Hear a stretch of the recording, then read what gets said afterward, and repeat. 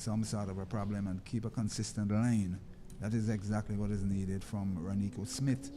And he'll be bowling to Ramnath from the southern end. This one on off stump, around that fourth, fifth stump line. And he defended well. That's Ramnath, 5 without loss. 5 without loss here at the Andersville playing field in the game between Guyana and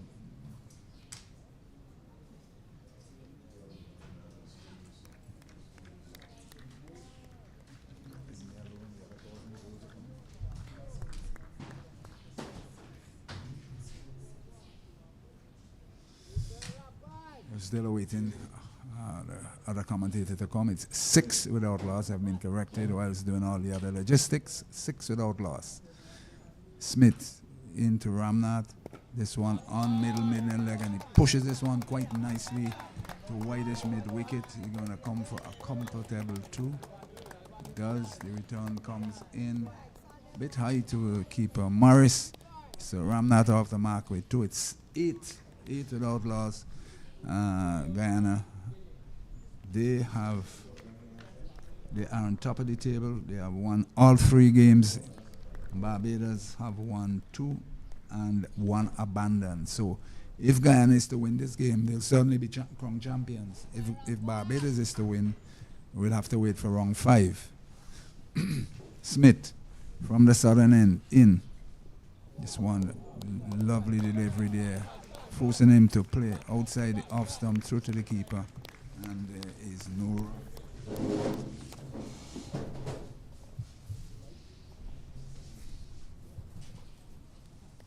So Nico Smith is on the 8, Rampetal Ramnath and 2. So Nico Smith was given away 5 wides.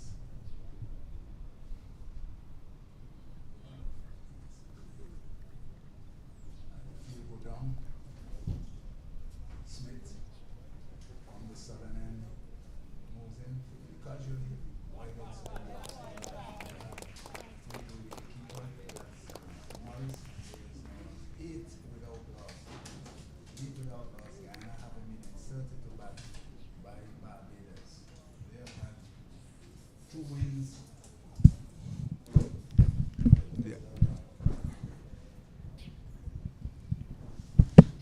They have had 2 wins and an abandon against Guyana, who has 3 wins. So it's really a sort of a game whereby if Guyana wins, they will certainly win the championship. If they do not, it will be a tussle to the final round. Smith in. This one just outside the off, some back of a length there, and he on top of it defended quite nicely. The end of over number 1. Guyana have been inserted to bat 8 without loss. The Rampart had on 2 of 6 deliveries, and the others are wides. So the field is changing over. It's a lovely day, as I said. Matter of the cloud moving over Andersville here, and then the sun will come through in all its glory probably next hour or so. Certainly cool conditions here as we see the bowler from the southern end. He'll be picking it up. No, he'll be coming from the northern end. And he'll be picking it up here at Andersville. So Guyana, 8 without loss into over number 2 being bowled from this the northern end. I identify that bowler.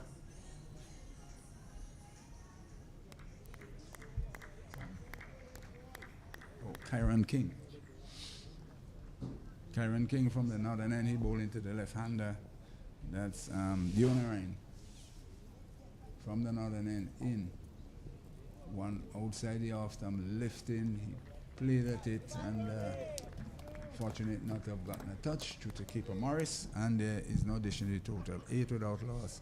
Pleasant good morning to all you viewing here from the Andersville playing field. Stanley Hines here, all set, ready to go. And let me say very, very early, a happy birthday to the great man himself, Sir Garfield Sobers. 88 today. Happy birthday to you, the great man. As King from the northern end in. This one closer to the off stump, on top of it, defended it quite nicely, and there is no addition to the total. The great man himself, Sir Garfield Sobers, happy birthday to you, and I believe the whole of Barbados should be proud of you for what you have done for yourself, for Barbados, your family, and the region, the world. Greatest all-rounder the world has ever seen. Never mind, some in this modern age seem to think you do not deserve the accolade, but you do. You need to go and read and understand who Sir Garfield is as a king in. This one shot lifting over his shoulder, he ducks out of the way. Nothing really threatening. He spotted it early, allow it to go by to keeper Morris, and there is no run. 8 without loss. So those who just tuning in and viewing, 8 without loss. Guyana having been inserted to bat here against Barbados. And they said the conditions are improving by the minute, and the cloud cover tends to go over. And the sun is coming out. That's exactly what we need. As King right arm, this one pitched up. He forces it out to mid-off. And there is no run. 8 without loss. Guyana having been inserted to the bat here in St. Vincent Grenadines at the Annisvale playing field. Of course, there are other matches on today, as well as that test match that is on in England. There's the Asian Cup final between India and Sri Lanka, also on today as well. The Olympics is also on. King in. This one keeping a good line and a good length, and he pushes it out to mid-off, and there is no run. Of course, we have the Caribbean being represented by most of the nations, if not all, trying to see how they can get that exposure to be able to put themselves or position themselves on the world stage. Today is day number 3 following the opening ceremony on Friday. It was a spectacular opening. King in, wide outside the off stump. I'll give him the benefit of the doubt. He's looking initially to play, allow it to go through to the keeper, and no damage done. 8 without loss at the end of the second over. As the players move around, 8 without loss. Fielders moving around.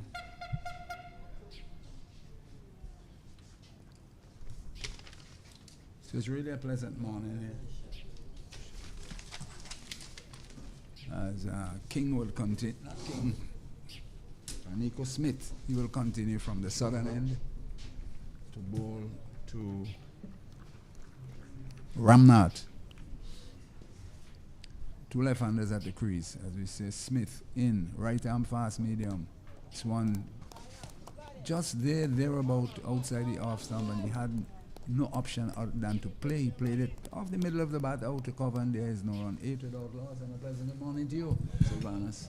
Pleasant good morning, Gunny, and cricket, lovely cricket, bright sunshine here in Annisvale as we witness this contest between Barbados and Guyana.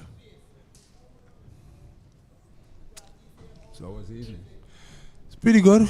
Was able to get some rest. Much needed. Indeed. Looking forward to a good and full day's play of cricket. Smith from the southern end in. This one just outside the off stump, looking to turn it. Seemed to have struck his pad and went no place. Total remained 8 without loss. The Guyanese openers in Ramnath and Dionarain looking to get a feel of the conditions here at Annisvale. The other pitches, they tend to play different at Park Hill, and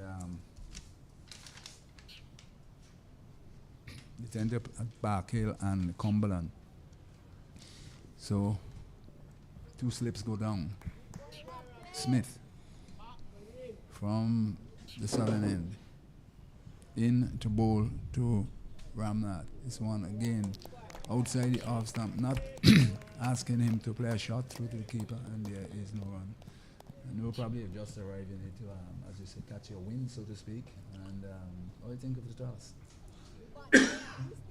Well, it's a good toss to win. Actually, Barbados winning the toss and electing to field. The pitch looks pretty dry from this vantage point. And so far, just 2 point 3 overs is bowled. The batsman is having a careful look. Smith will continue from the southern end. Right arm, fast medium. This one outside the leg stump, and it should be a wide. It is.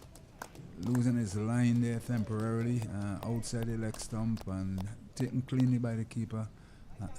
Another wide to the total is now 9 without loss. That is the 7th wide of the innings. Yeah, well, in this format of the game, bowlers is expected to be bowling a very tight line, but not often you get that line right. So his radar was just a bit off there. But Smith, a very good competitor, and I've seen him bowl in previous matches. So you just need to get it right, striving there for extra pace. Smith from the southern end, in. This one, better line delivery, forcing him to defend and defend well, just on outside that off stump. And there is no addition to the total. So what do you think could be or should be a competitive total based on your knowledge of the pitch out there? Well, from what I'm seeing, possibility that it might come into its own, play a bit easier. Apparently seems to be getting some hard bunks right now. So I guess a total of maybe 160, 175 will be a competitive total here, Gunny. Smith from the southern end, in. This was a good Yorker just around that off stump. Not any real terror with pace, just thereabout. Unlike the history of fast bowling that came out of Barbados over the years. Yes, and that would have changed over the years with these type of games as well. It's important that, well, we have seen again in recent past that the slow bowlers are the ones who are really doing the trick here. And in this format of the game, you don't necessarily need the express pace once you bowl in that nagging line and length, you know, and making the batsman play, restrict them from scoring. Smith, in. This one on off stump again, and he walked it out on the onside to mid wicket, and there is no run. But the thing about it is that express pace can have an impact on the batting team and the rest of the fielding team. Well, yes, it's always good to have that sort of bowler in your lineup. You know, sometimes based on the wicket, teams will pick a certain player accordingly. And we have seen it happen over the years. And some players are susceptible to genuine pace bowling. But so far, so good. It's easy pace wicket, and Guyana is going about the task quite easy here this morning. And we wait to see what would happen as they go by. King continuing from the northern end, in.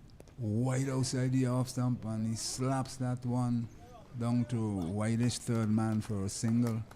Ball wide outside the off stump. Easily could have allowed that one to go by to the keeper, but he decided to have a go at it, and it ended up with a single down to third man. So he goes off the mark there with one. It's 10 without loss. Yeah, luckily he didn't go for a really, really attacking shot. He just helped it more or less, and he just dropped short of the man at third man. He's going down on the prodding on the pitch. I don't see anything too bad wrong with the pitch. It's a matter of trying to settle in, calm your nerves, concentrate, and do what he is sent out to do, and that is to bat for as long as possible. King, in. Wide outside the off stump, and certainly that one after pitching, it veered away, ended up in four slip area. Certainly. Look at it. Really wide delivery, but it swung after passing the batter. Yeah, definitely. Quite appreciably. This one really had some pace on it, and we don't always see that often. So it's good to see the bowler walking up some pace here, actually. Very good delivery, but again, batsman didn't have to play. King. This one outside the off stump, and it lifted on him, and he fended it well. Could have easily taken the top portion of the bat and flew to gully, but I think he handled it well at the end.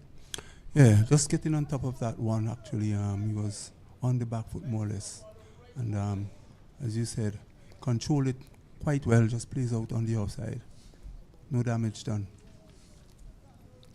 Cooling conditions here at Annisville. Sun looking to come through and put some heat. This one back of a length, and he opened the face and ran that one down to square cover point, and there is no run. 10 without loss as the Guyanese, I observed from the last game, there's a tendency to try and bat as many overs as possible without losing wickets. Yeah, and that's not a bad idea. That's not a bad strategy. It's important that they bat and bat long, but at the same time, you will want them to rotate the strike and accumulate the runs on the board. In this format, Gunny, we have seen these teams, except probably for Barbados, I think, still finding it difficult to score 150. This one pitched up, had a shot at the stump, is well fielded, and there is no run. 10 without loss. The thing about it is, I said the two games I saw before this one here, the same guy in his team, they tend to bat deep, and there is a plan to bat as many overs as possible without losing a wicket, irrespective of the score. Maybe at about 3 and over, they are comfortable. I think that is what as a ploy they seem to be using. King in. This one outside the leg stump, short, lifting, lost his line, through to the keeper, and there is no run. Another wide, that's 11 without loss. Guyana have a minute 30 to bat. Well, King would be well advised to really try and bowl about middle off stump. He has 2 slips of cover and extra cover. He needs to be a little more straighter, actually. I think he's trying to generate as much pace as possible, but he will be well advised to bowl straighter and fuller length. King in. There's a much better line. That's outside the off stump, and he pushes it out, I would say, down to square cover, and there's now on the end of over number 4, 11 without loss, as they look to consolidate in the early stages here against the Barbadian Pacers, Smith and King. Yes, and just to go back to the point you're making with the Guyanese batting deep into their lineup, it's a good ploy, actually, Gunny. Once they do that, for the other fellas behind, the other batters behind, they would be able to, chance the arm at the remaining overs to come. So it's important that they have a sound platform, so which the other batters behind could really launch into. Ramnath and 2, Dionarine and 1. For those who are just joining us viewing this game, it's a game between Guyana and Barbados in the CWI Rising Stars Under-19 tournament being played between leaders and frontrunners Guyana and Barbados, who's just behind them in second position. As we see Smith from Southern outside the off stump, he played at that one, could have easily taken the edge and taken creepy by the keeper, but certainly it was a good line delivery, and he had to play it. He played it, missed. How often we see this happens and a nick is from? How often? Yes, Dionarine was really invited into the drive there by Smith. A very well-pitched delivery. He was sort of to mind whether he should drive or whether he should leave alone, but in the end, no harm done. The ball through to the keeper. He has survived. Smith from the southern end to bowl to Dionarine. In, pitched up, Yorker length, and he dug it out quite nicely. And Dionarine looking for a non-existent single. Sent back by Ramnath. Certainly there was no run on there, and good common sense prevailed at the end.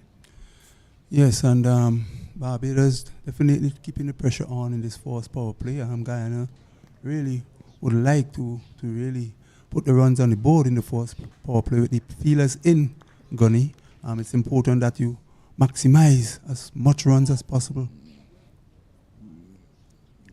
Smith, the southern end, in. This one outside the off stump and driven to cover point. No run, 11 out loss.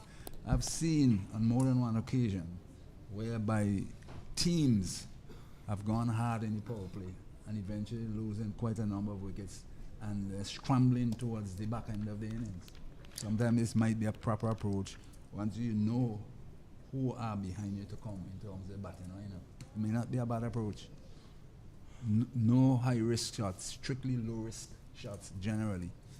As I said, the ploy is to bat as number of overs, at 3 and over, they'll be comfortable.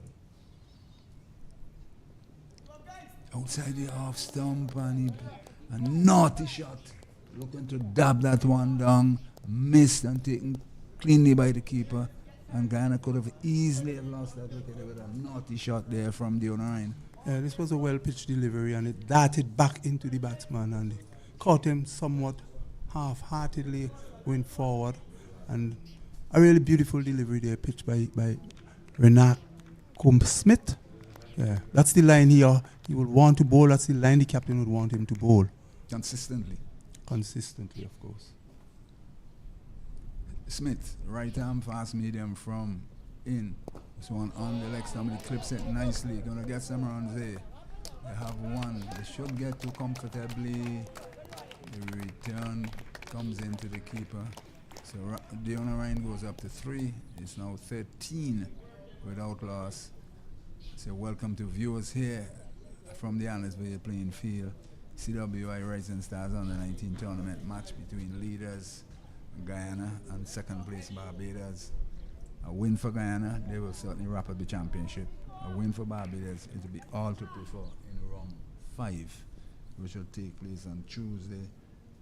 So it's a question, see how things pan out here today. This one, he lifts this one, and he, well. They're coming back for the second one. There's another 2B on the line. That was a little block there. You can let out this and know what happened. Yeah, well, here's a ball that was pitched up, and Ramnarat goes for the drive on the onside, just get it as far as the man at short mid-wicket. Got a hand to it, but just couldn't hold on, and then he was so annoyed with himself. He hit the ball into the ground. But you have to be focused, Gunny. You can't allow that to happen. You allow the batsman to run for a second run, actually. Well, I said it was temporarily blocked, so I did not see. That's why I asked you to describe it to the viewers. So it's now at the end of over number 5, 14 without loss. So it's basically a half chance or a chance? It is a chance, definitely. It went straight to his hands and he dropped it. So he bobbled it. Correct. That's how it is. So from the northern end, we're going to look at Kyron King. 2 overs, no wicket for 2 runs. As I said, things are tight, but the Guyanese wouldn't be too unhappy about the situation. That's the way they approach these games. Well, let's hope that they make use of the chances when it comes in cricket. You need these kind of chances, but after that, you need to go on. You need to show that, yes, listen, I got a chance. I need to put my head down and bat long. King in. This one driving again outside the off stump, beaten.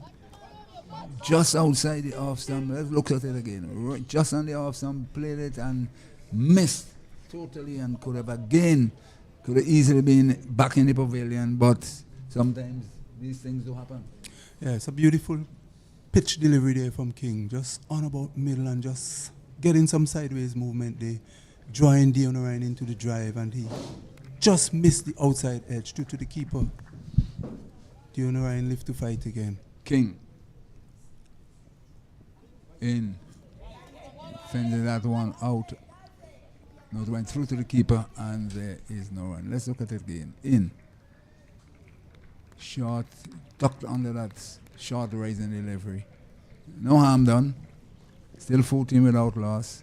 As we see, King decided he's going to try something here on this track to see exactly what sort of bungs he will get. But since the relaying of these pitches here, these pitches, especially this one that is being played on at the moment, I'll get back to that. King from his in, full toss and driven straight to the man at mid-off. And there is no run. So the total remains 14 without loss. What we saw in that game between Afghanistan and Australia, there's quite a bit of bunks, quite a bit of turn. Yes, indeed. Some say it was dangerous. I heard reports saying that it was dangerous. We have never seen an Israel like that before. Really, balls were flying and then it was turning. King, in. Good line. Look, winding up, looking to play a big shot. And he had to defend it. It was a very good line there. He could do no more than defend it. And the total remains on 14 without loss. Yes. Yes, Gunny, I'm looking forward to a very keen contest between these two teams. Lads from the land of the flying fish and the lads from gold and bauxite. Many rivers as well. Oh, yes. King from the northern end, outside the off stump, opens up and played it square on the offside, and there is no run. 14 without loss. We're into over number 6, and again, you know, viewers as always keep switching on all the while. Guyana have been inserted to bat, having been asked to by the Barbados skipper, that's Nathan Seeley, and they have progressed after 5.5 overs to 14 without loss. Diona Ryan on 4, Ramnath on 2. Opening bowlers King and Smith. King in. Oh my goodness. That one just the wrong off stump, and he was uncertain as to how to play that delivery. It was going across his chest. Yes, it was a very well pitched, short pitch delivery, and Diona Ryan is not a very tall man by any means, and he just took evasive action from that one. A very well-directed delivery indeed. I think the half chances that are presenting themselves certainly is going to Guyanese with as well. Because again, that could have easily hit the top portion of the bat and flow anyway. But he has survived, and that's sometimes how the cookie crumbles. And we're speaking about the bunks that we saw in that World Cup game here. That one really took off there, and he has survived. 14 without loss, 6 overs gone. As I said, Barbados having won the toss and inserted Guyana, the front runners. So all to play for here. It's basically a sort of a final. In. Open the face, running nicely past cover. We're going to get just one. Ramnath looking for a second, but his partner Diona Ryan was not interested. Just a single, 15 without loss.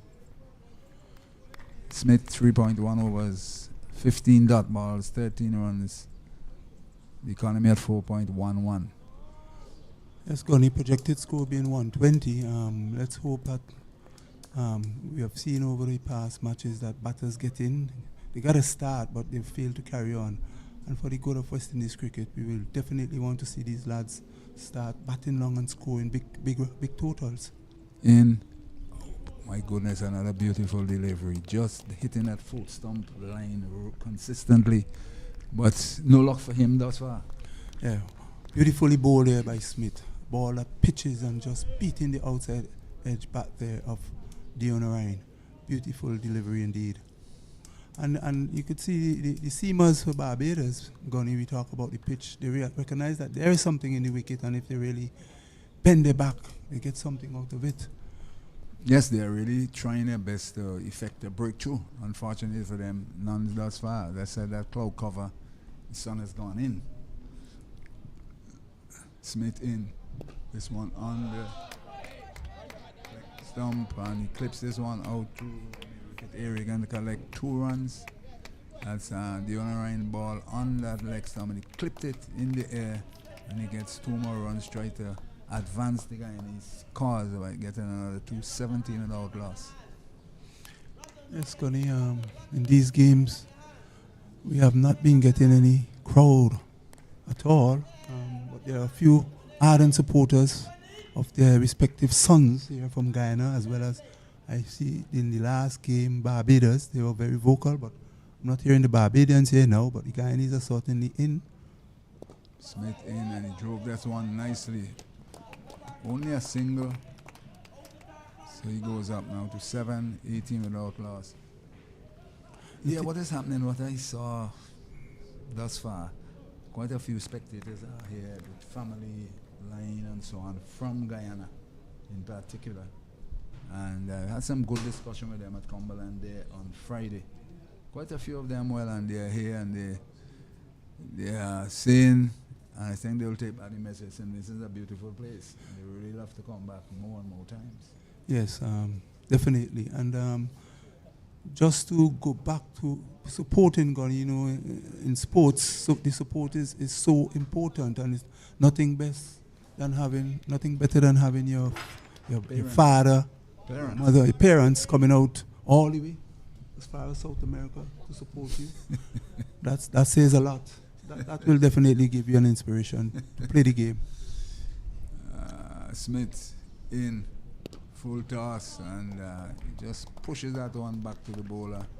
Could have capitalized on that one and didn't, and they have survived. 18 without loss, coming up to the end of over number 7. Very, very slow start here by Guyana. Haven't been inserted to bat. So we'll see what the projected score is, about a 120. I think they'll get more than that, though, to be honest with you. The way I saw them batting 2 games thus far, that's the way they start. The run rate at 2.63, projected score at 132. I think they'll get a bit more once they do not gift their wickets away. Yeah, well, their strength is really spin bowling. So they are playing with some caution here with the opener seamers. The ball moving around a bit. It's still new. It's still hard. Outside the off stump, guy that one down to backward point, no run. And both of them, over the years, the history tells us that they're a bit susceptible to spin. Both teams. Definitely, spin has always been a problem for our West Indian players. But we know that Guyana have some very good spin bowlers. 1 or 2 had come out of Barbados, but Barbados is known for its seamers. The history will tell you. So I'm saying if the Guyanese could post a competitive total anyway over 150, we can see we in for a very good contest here with the Guyanese and their spin attack as well. Based on the history of this particular pitch. Correct. Because we saw also what happened with Afghan skipper Rashid created real problems with a sort of bounce and turn, and So King will continue from the northern end, and he'll be bowling now to Dionarine in, pitched up, and he clips this one to whitish mid wicket single. To him, he goes up. No, he didn't score. Tempted a run, but was sent back by Ram. King 3.1 overs, 2 maidens, 18 dot balls. Quite a lot of dot balls being soaked up. Yeah, and this is the thing I'm talking about, Gunny. In this format of the game, you need to rotate the strike. Yes, the bowlers are bowling tight, they're bowling a good line, but you have to find ways and means. You have to be innovative in order to push the scoring along. They're playing just the low-risk shot, no high-risk shot whatsoever. Outside the off stump, a very good delivery there, a bit of a movement to the keeper, and certainly, I think the Barbadian fast bowlers, particularly Smith, a bit unfortunate not to at least have taken one. Yes, definitely. We have seen some ball just missing the outside edge of the bat, and King is demonstrating that he has his radar right, and he's bowling these balls in the right areas that is really committing the batsman to play and miss. King comes in from the northern end, and he lifts this one into the air. And be caught, and he's out. Lifts that one, and I just mentioned the way he's bowling, reserved the wicket, and he has gotten that wicket there up into the air, never got to the pitch of it, and it's easily taken there by Prescott. So Guyana have lost their first wicket with a total on 18, with Dionarine being dismissed, caught by Prescott of the bowling of King, and the breakthroughs come for Barbados.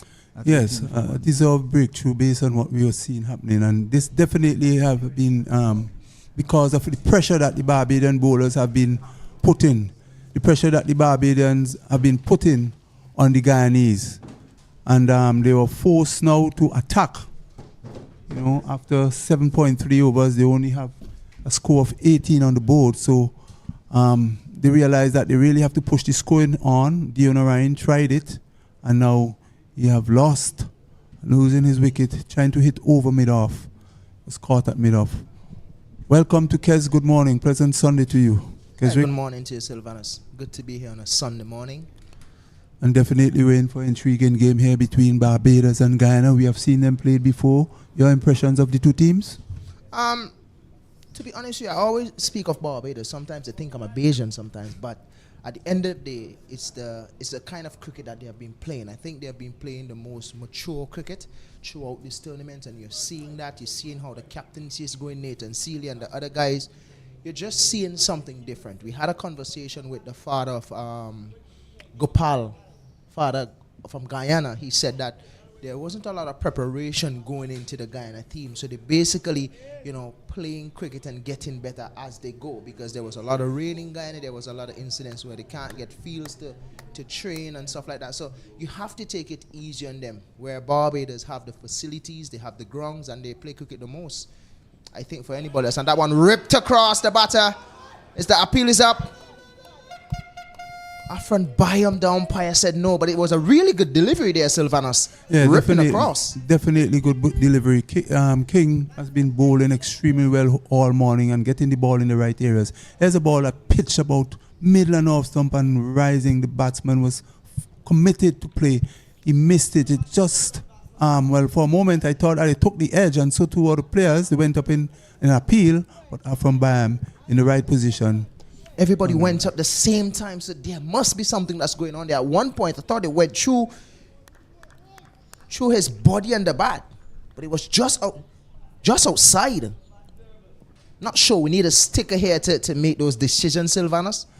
Yes, King is getting definitely some sideways movement here. Here he is again, and just bowling down the corridor of uncertainty, and the batsman really in all sorts of trouble there. Wondering whether to play or not to play. They're in two minds, but he's bowling a very, very tidy line. Something that I'm very impressed with Barbados, they're the only team in this tournament consistently been using the power play with the Pacers. We normally see teams changing their first change, bringing on spinners in the first 10 overs. It's an issue we had. Well, I want to say an issue, but it's something that we saw over the 2-day tournament. But we're seeing a difference here ever since Kyron King has been introduced into this Barbados lineup, and that's a lovely delivery again, passing over the off stump. I wonder if he's bowling half spin. That one came in a lot. Yeah, that was a beauty, but it was well judged by the batter. Yeah, just picking up the line and allowing it to go, but it did that back and that back pretty sharply. Luckily for him, he was looking at it very closely and he allowed it to go through.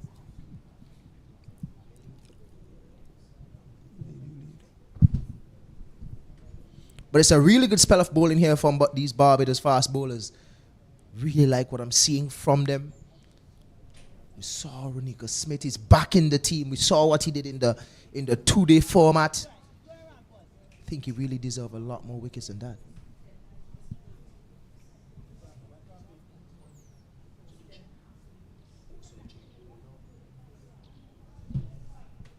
Information just come to hand whereby Cricket West Indies is really pushing these skippers to really bowl their fast bowlers, because Sylvanus, that is something that we're looking for in the Caribbean, is to grow fast bowlers. And to do that, CWI have implemented a rule whereby in the first power play, you have to bowl pace. And I would second that. What do you think about it, Sylvanus? Yeah, well, over the years, we have been known to just fast bowlers just coming through. We didn't have a song nursery, say, if we compare ourselves to Australia, and players are just coming through like that. But now we are in a position where we're really looking for fast bowlers, and I think it's a good strategy because these players from this level is supposed to be moving to the higher level, to the next level really, and you want your fast bowlers to be ready for the next level. So it's important that, yes, I would agree with that your seamers bowl their 10 overs, you have a better chance to look at them and see what they're doing, how they're able to use the new ball as against when the ball is old. And it's very, very important because at the international level, it's a totally different ball game. So there was a bowling change at the southern end. It's Prescott bowling. This delivery just pitched on about a leg stump. Batsman took it somewhere on his body. No run resulting. Prescott coming in as the first change for Barbados, another seamer. So I really like what the West Indies is doing. Cricket West Indies, that is. Since you have the implementation of we have a new director, Miles Bascom out of St. Vincent. He have been implementing a lot of stuff to help our cricket to get better, for us to play that brand of cricket. Last year in the Super 50, in Trinidad, they implemented the point system for batting and bowling. In this tournament here now, they still do have the point system, but it's basically for fast bowlers and wrist spinners. Every wicket a fast bowler or a wrist spinner gets is 0.2 points given to that team. So they are putting incentives for fast bowlers and wrist spinners, because we're looking for that next big fast bowler from the Caribbean, and we're looking for that next big wrist spinner. Because if you look in all these teams throughout the world, you would realize everybody have a wrist spinner that is taking charge. Not one passing the outside edge again. If I have $1 for the amount of time I see a ball pass outside the outside edge of these batters back here from the Barbados bowler, I probably would have been a rich man already, Sylvanus. Yes, and again, we can't help emphasizing how well the Barbadian seamers have been bowling. They're bowling to the field, they're bowling just what the skipper requires. They're pitching the ball up, they're getting some movement, they're beating the edge of the bat, and it seems like the Guyanese batters just don't have a clue as to what is going on here. Scrambling for one day. Something that I like about Nathan Seeley, the skipper of Barbados, is that he understands what he's doing, and you could see the maturity in his captaincy. And what is even better, his bowlers help him a lot. Haven't really seen a lot of flaws in his feelers, or flaws I would say in his feelers. Saw a few drop catches from them the last game, but it's not really anything to really kill them about. It's just that they just need to fine-tune a little bit of issue that they have in the field, getting to the ball a little bit faster, getting into the drop zone of these catches. Apart from that, they have been very, very clinical in all facets of the game so far in this tournament. You spoke about the director of cricket, Miles Bascom, trying to do things a bit different and really trying to get our fast bowlers on par with other fast bowlers internationally. I think there is a talent identification program as well. But we think of Shamar Joseph, who came out of nowhere, and not very often we get them like that. We also remember Ambrose. You remember Ambrose saying he preferred to play, or he was really wanted to play basketball or football. I'm glad he didn't. And then someone advised him, man, you have the height, why not? And he took that encouragement and he really made a mark for himself. So although we have this strategy of bowling 10 overs so that you can get more paces coming to the fore, we have not seen the in terms of the likes, in terms of height, like Ambrose and the Walshes. We have some quickies, but they are very diminutive in figure. But some of them do skid off. I'm going to ask you when you're finished to go and stand up next to Ronika Smith, King and Prescott. And I think that would answer the question. These guys are very tall.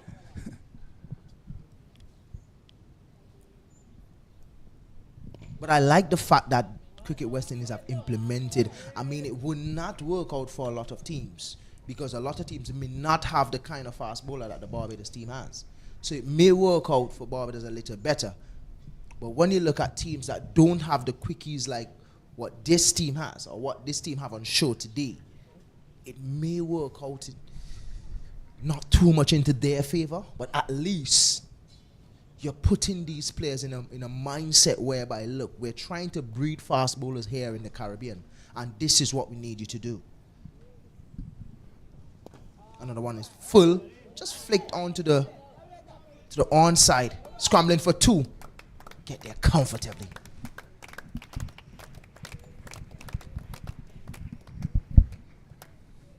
Yeah, well, just to go back to the point you're making there, Keswick, well, if you have the ammunition, and if that ammunition is fast bowlers, use your fast bowlers, why not?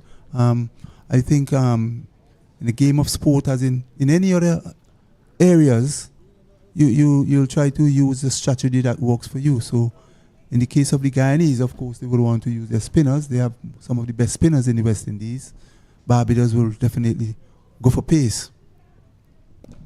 Well, looking at this Barbados team, they have everything covered in terms of the wrist spinners and the fast bowling. You look at another team in Leewards, who have the Michael Palmer, and the Nathan Edwards and the Mackay Mackenzie. These guys complement exactly what Cricket West Indies is searching for. Also to Windward Islands in Kirsten Murray, sorry, and also to Watson Seaton, who just played the other day, left arm spinner, who just came and did well on his debut. Also, you look at Kurt Murray, who is the brother of Kirsten Murray out of Grenada. You know, these guys, they have the ammunition. Up to this time, we haven't seen a batter scoring a 50 off the bowling of the Windward Islands as yet. It is something that's commendable.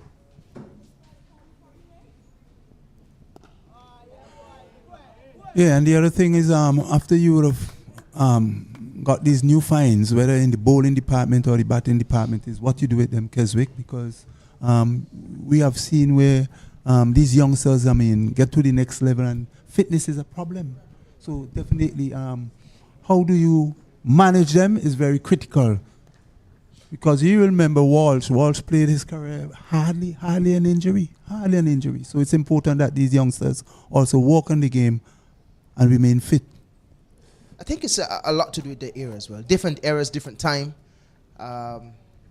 There's a lot more cricket now. There's so much leagues that's popping up all over the world. Sometimes players don't have that time to rest and recuperate and get ready for the next one. It's from tournament to tournament to tournament. For example, I'll give you this. Andrew Russell haven't been home for the last probably 2 months or so. He's now in England. So it's from IPL, he went to World Cup. From World Cup, he went to America. From America, he's in England, and from there, he will join up in Canada.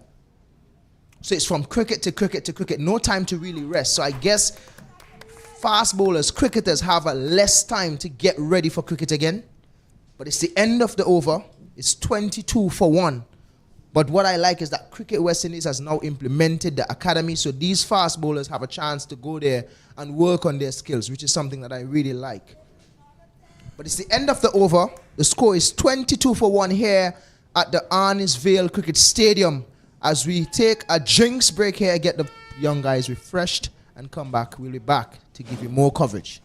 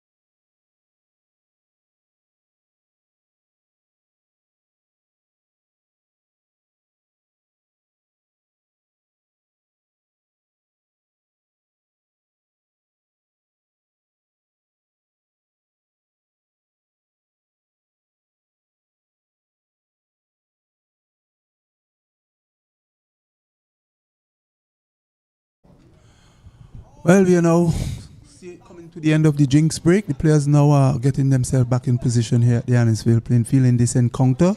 Barbados versus Guyana. Barbados winning the toss and electing to field. Guyana taking first knock. After the first power play, 22 for 1. With Ramnot on 6 of 31 deliveries. And Mavenja Dindial, he has not yet scored. Came to the wicket after the fall of Dionarine, who lost his wicket trying to force a drive over the middle of boundary. It's beautiful sunshine here at Annisville, a very perfect day for cricket. And we look forward to a very keen contest as we look at, is it Kyron? Oh, Prescott. Prescott picking up the attack from the southern end, and for this delivery it's short, the batsman in behind it, and plays it back to the bowler. He's bowling to 2 slips, a cover, extra cover, and a mid-off, a man on the third man boundary, a mid-on, and a short backward square leg, and a fine leg. That's the field for Jitaria Prescott. So far, he has bowled 1.1 overs. 2 runs coming off his first over. He has not taken a wicket. Prescott being the first change for Barbados. Here he is again, and for this delivery, this one is tickled down to fine leg. The batsman is coming back for the second run. 2 good runs, and Keswick, we had seen a very slow start here from Guyana, and we're hoping that they will pick up the pace. Well, the first power play has passed, and we are now seeing them making some effort to really rotate the strike. Well, yeah, that means that Barbados is really bowling well. And they have been doing that throughout the tournament. We know that these top order batters here from Guyana haven't been really damaging to, especially in the first power play. But that's a good shot. That may gain some confidence here for Dindial. That's a lovely shot. Just eased into it and punching it just outside cover here. That's a really, really good shot. Yeah, as we would say, he is to the pitch of that ball. That was pitched up, and he really leant into it, looking very lovely by stroking it all along the cover boundary for 4. Well played shot by him. Just a nice little ease into it, opening the face of the bat, getting it just in front of point. It's a really sweet shot. That one with a bit of bounce on it. Good comeback from Prescott. Luckily for the batter there, Dindia, that one was rising just outside. He was trying to get across and just had to drop his arm at the last moment. A very, very good delivery, lifting on Dindia there, but he read it pretty well. I mean, I've been looking at the scores over, this tournament. I haven't seen a team really score over 275 or so this tournament. Do you think it's something that we should worry about, Sylvanus? Because guys aren't really batting like they should? Well, you have said it, and indeed, this is what we want from these youngsters. You spoke about the West Indies doing the things differently to try and get the bowlers come up to par. And of course, we'll want to see our batters doing a similar thing in batting and batting long whenever they get a chance to bat. Yes, you have to play in accordance to the context of the game sometimes. It requires you to bat long. And once we could have batters batting long and piling on the runs, we know that we have a good future of youngsters for the West Indies to build on and to go on to the international level. So that is a worrying thing. And we have seen from these competitions some very low scores. And it is a bother for West Indies cricket. Batters get a start, and yet they're not able to carry on. They might get a 50, and then we see in for a lack in concentration after the drinks break, after the lunch break, after the water break. You see they lose their wicket to some injudicious shot. So it's a worrying thing, and we hope that batters will definitely concentrate for long periods. I think the concentration span of these batters somewhat short, and it's not a matter of trying to hit every ball to the boundary. So that brings number 11 over to an end. Guyana is on 30 for 1. And it's Kyron King who will continue the attack here from the commentary booth end. Bright sunshine here at Annisville. Lovely day for cricket. as King moves away from us now to bowl to Ramnath, and this one, umpire hands outstretched down the leg side, wide signal. Score goes up by 1 to 31 for 1. That was really ill-directed. I think it's the first one we have seen from King for the morning. Well, first of many. He's that type of bowler that likes to visit the deck. We have seen that throughout. Game when he picked up 5, it was a barrage of bumpers. Because we don't want to be upset with it because he did pick up wickets. So if you're picking up wickets, bowling bumpers and bowling hard lengths, who would blame you? Just to go back as at the point you were making in terms of playing so many cricket now as in the past, you would have played at the higher level. How did you keep yourself fit? I got a little bit of luck along the way. I'm going to be honest. Jumping from tournaments to tournaments is not easy. Also have to think about your eating habits as well because you have to eat, you're in tournaments. So sometimes you may fly to Bangladesh. Diet, very important. Eat all curry in Bangladesh. That's what you're going to have there. You're going to come to Jamaica. You might eat a lot of jerk in Jamaica. You're going to go down to Trinidad. You may have a lot of curry in Trinidad. You may fly down to New Zealand. So it's not only about just staying fit. It's also about your eating habits because you're so exposed to so much cultures and different food. When you get home, you have to do a detox. I used to do so much detox because you don't want your stomach to be so oily or you don't want your stomach to be so, filled with stuff that is not really healthy. But at the end of the day, you're on tour. You have to eat. You have a game the next day. You have to use the food. So it's not just about fitness. It's about being able to eat well, to sustain, keep that body going for extended period, flying from country to country. And also, flying takes a toll on your body as well. A lot of people may think that flying and living that life is so beautiful, but then flying alone takes a toll on your body. Especially some of those distance that you have to go. Well, you're hearing this, listeners from one who would have played at the higher level. And it's very important to be fit, but it's also important that you pay attention to your diet as well.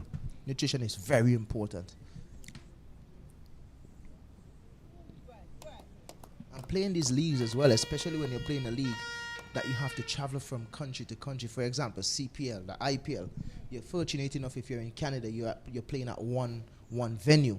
When you're playing at PSL, you just probably have 3 venues. In Bangladesh, you have 3 venues. But when you're playing CPL, where we have at like 5 different venues, sometimes you finish playing at 11 in the night, and you have to get up in the next morning at 5 to pack to leave for 6 to go to the airport. That's a lot of strain on the body, and a lot of people may not understand how hard those times are. Yes. As a cricketer, you just have to do it. That one just tickled off the body by Ramnath. It's just a single. It's not all fun and games. You definitely have to be fit for all these rigors. The score now pushed on after 11.5 overs to 32 for 1 Guyana, being sent in to bat by Barbados.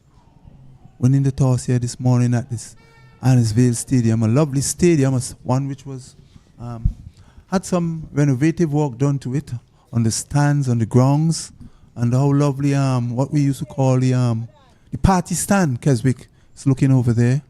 We're yet to see it really filled up and get the kind of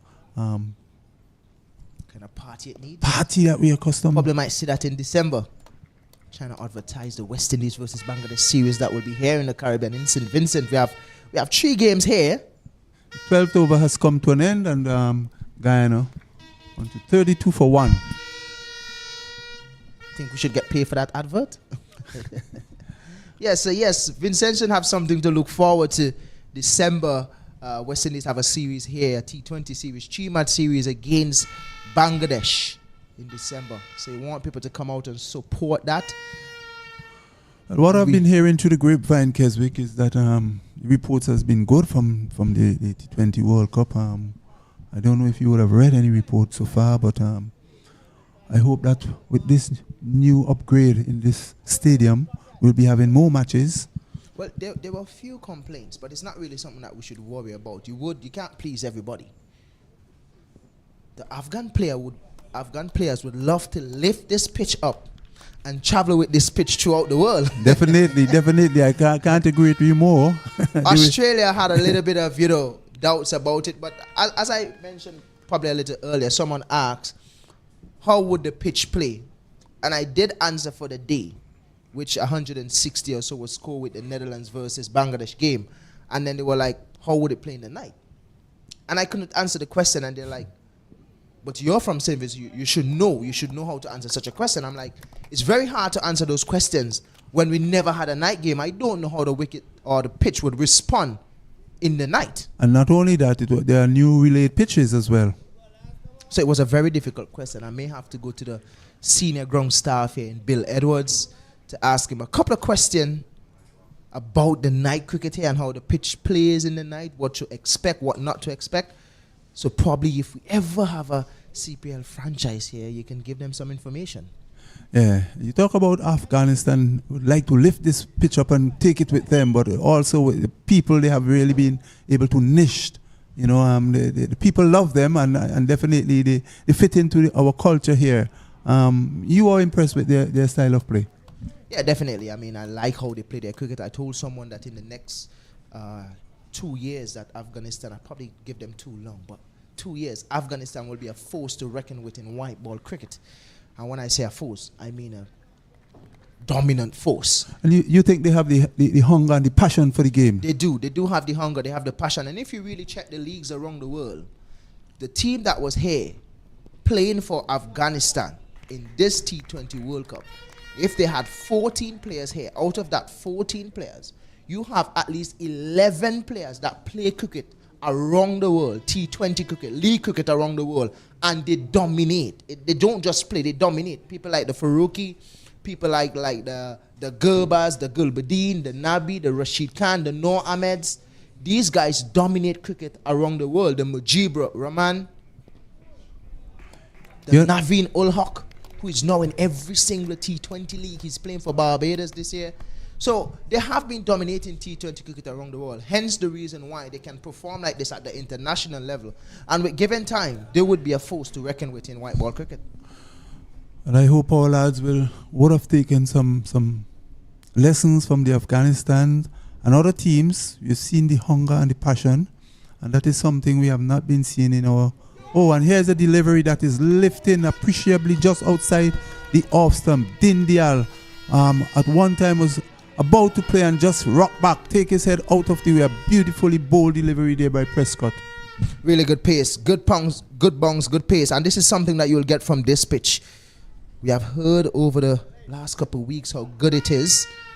Good, consistent bongs. Dindial just couldn't do nothing to that one, really. Good, sharp delivery just outside the line of a foot stumper. So as we see, another change here. Zishan Mutara with ball in hand. A wrist spinner. We saw him in the first game here picking up a hat-trick. He was put under a little bit of pressure in the second innings versus Leewards. And I find that he has nothing to turn to in terms of when he's under pressure. And that is something that will grow over time. He's just 18 years of age. On the day of his hat-trick, actually, was his birthday. Okay. So a lovely birthday gift for Zishan Mutara. So something that will grow over time, and he will get better with it in terms of, what to do whenever he's under pressure, how to bowl, how to pick up wickets. It is something that he will learn over a period of time, because in that game against Lee was when Tion Henry took a liking to him, and the game against Guyana when Lovell took a liking to him later on in the evening, we saw like he lost his line, he lost his length. So as I said, it will get better, but it will get better over time. But when he's on top of you, he stays on top of you. Yeah, well, the intriguing battle continue here. It will be good contest to see how the Guyanese, who are known to bat spin, how they will negotiate him here at Annis Vale. Barbados, we are alluding to, known for their seamers, but as you said, they are the complete team in this tournament. They have both seamers and good spinners, and you also, Keswick, would have known and could recall some good spinners that came out of Barbados. It's easily to identify the seamers, but not too many spinners, but they do have some good spinners that originate out of Barbados. Yeah, definitely. You have the Suleiman Ben out of Barbados, Ashley Nurse, who played a number of games in the ODIs for for West Indies. He's presently playing a lot of cricket around the world, Masters cricket, and he's one of the most, when I say most, I mean most, recognized and wanted Masters player around this world. Ashley Nurse, congrats to him. Good for Barbados. It's good to see that they are producing spinners.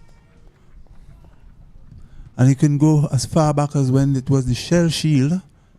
Stan Hines, good old Stan Hines, legendary. He would have known one called George Linton and would have played against him. That was one of the Barbados real good leg spinners in those days. I was waiting for you to bring out that history, Sylvanus. Because I know you have a little bit of history in you. And here's a delivery from Mutara. Plays on the onside. The batsman go through for a single. Guyana is very slow in this approach. 36 for 1 off 13.5 overs. Well, you also have to remember, even though that they're going pretty slow, Sylvanus, they're the only team that have scored over 200 twice. Yes, and they do have a plan. We have seen this from them. Very watchful, very cautious in the first power play, and then they tend to launch from behind. 14 overs has gone. It's 36 for 1. Ramnath is on 10, and Dindial is on 8 not out.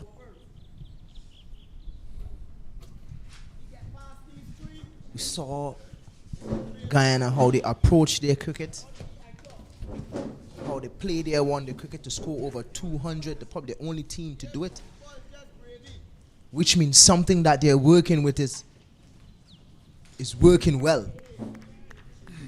As Sylvanus Lever, Stanley Gunny Hines is in the comebacks. Good morning to you, Mr. Hines. Good morning to you, Kesrick. As play continues, the total at what? 36 for 1 from 14. This one outside the off stump, through to the keeper, and there is no run.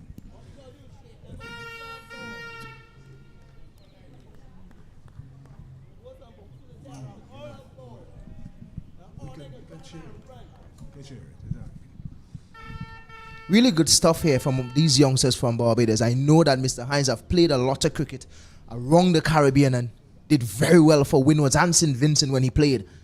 He wouldn't have a lot to say about fast bowling because he played around the time when St. Vincent fast bowling was really a force to reckon with.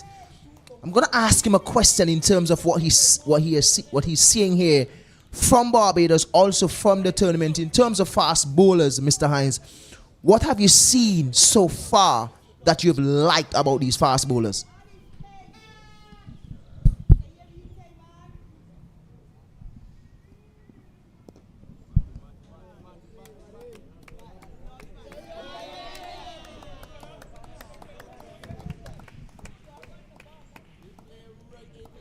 What I can say to that question is that they collected 2 runs for that tuck on the onside. They threw middle wicket, badly misfielded, another 2 runs to the total. We've seen some promising youngsters. I can safely say that for what I've seen. It's not to be too harsh to them, because what I think they ought to try to concentrate on is to bowl a more consistent line. Most of them are like that. They're spraying the ball. They spraying it outside, they bowl 2-3 good deliveries, batsman is in check, then the 4th delivery, the 5th delivery, they're going to try something. That is what they need to concentrate on, the coaches, etc., to get them to be more consistently bowling that good line. That's what I can say about them. But they are promising. Something I saw as well, and you're right with that. A lot of these fast bowlers, they go searching for wickets. Nothing is wrong with searching for wickets, but what they have to understand is be aware of the situation. If you're bowling that nice, tight, nagging line outside the line of off stump, and you don't have to change it, don't change it. And it is something that we have been saying throughout the tournament, and Mr. Hines is here as well to say it as well. So what these guys need to do is to be more consistent. And it's something that they have to bring into their cricket. Consistency. Make that word be a part of their vocabulary every single day.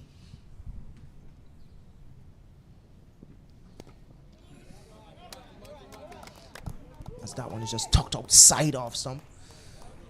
Really good work there at point. That's Kyle Jordan. The aggressive Kyle Jordan. What I think about it, Kedrick, is more of a mindset, a mental problem.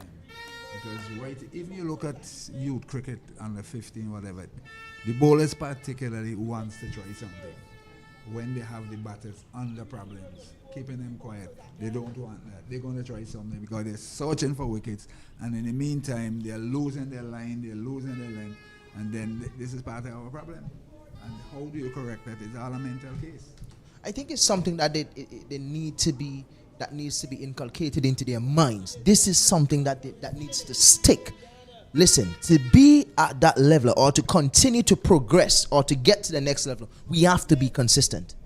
There's no way we should turn up to play the cricket and we're all over the place.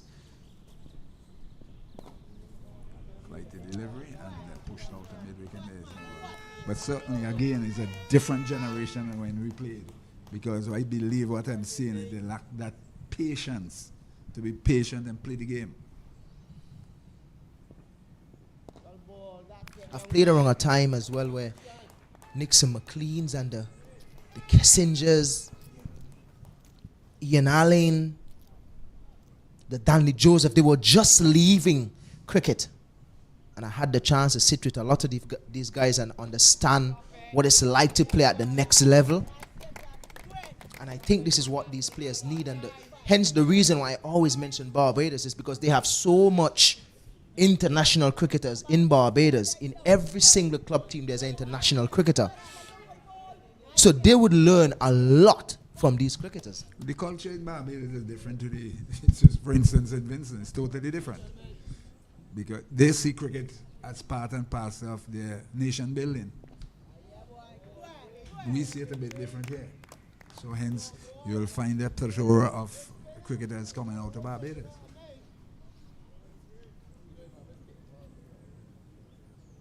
Look at what they did with the Kensington. They invested real money. Real money. The solar panels on the roof. And that one using his feet there, getting to the pitch. Not fully, but getting some bat onto it. The connection was good. Trickled that one out to cover. I think Just what a is single though. I think what has happened there is appealing for LBW, thinking that the ball may have struck pad before it came into the bat. I think that is what I see. That's what he's asking for. Clearly hit the boot before the bat. Yes. It was a good shout though because it hit him full. Yes, it was a good shout. Definitely a good shout. I'm thinking that it hit just on top the line of Arsenal, but it was a slider, so it's always going in. So it was a really good shot from Zishan Matara. Bayam didn't really sit that one, just cut down to third man. Zion Bratwick doing chase. Just a single. So something that I've seen with Zishan Matara over the last couple of weeks, looking at him. I saw him in Jamaica, but that's the end of another over. The score is 42-1. I saw him in Jamaica, and he was on top of the Jamaica batters. Got the wicket of Chadwick Walton. Chadwick Walton obviously make 100 in that game. But the way how he bowled, he was never under pressure. But I saw him here now in the under-19 tournament, and he was put under a little bit of pressure.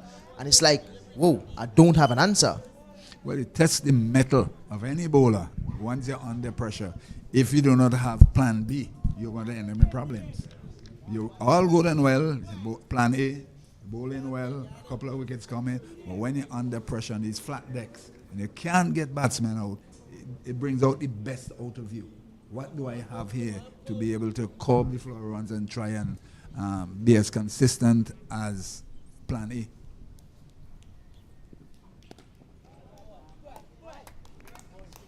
Because there's some bowlers, they will get struck. They bowl in a very good line. As I said, they're trying something. They get struck away for 1, 2, 6s, 4s, whatever. And then they just go to pieces. Some of them are like that.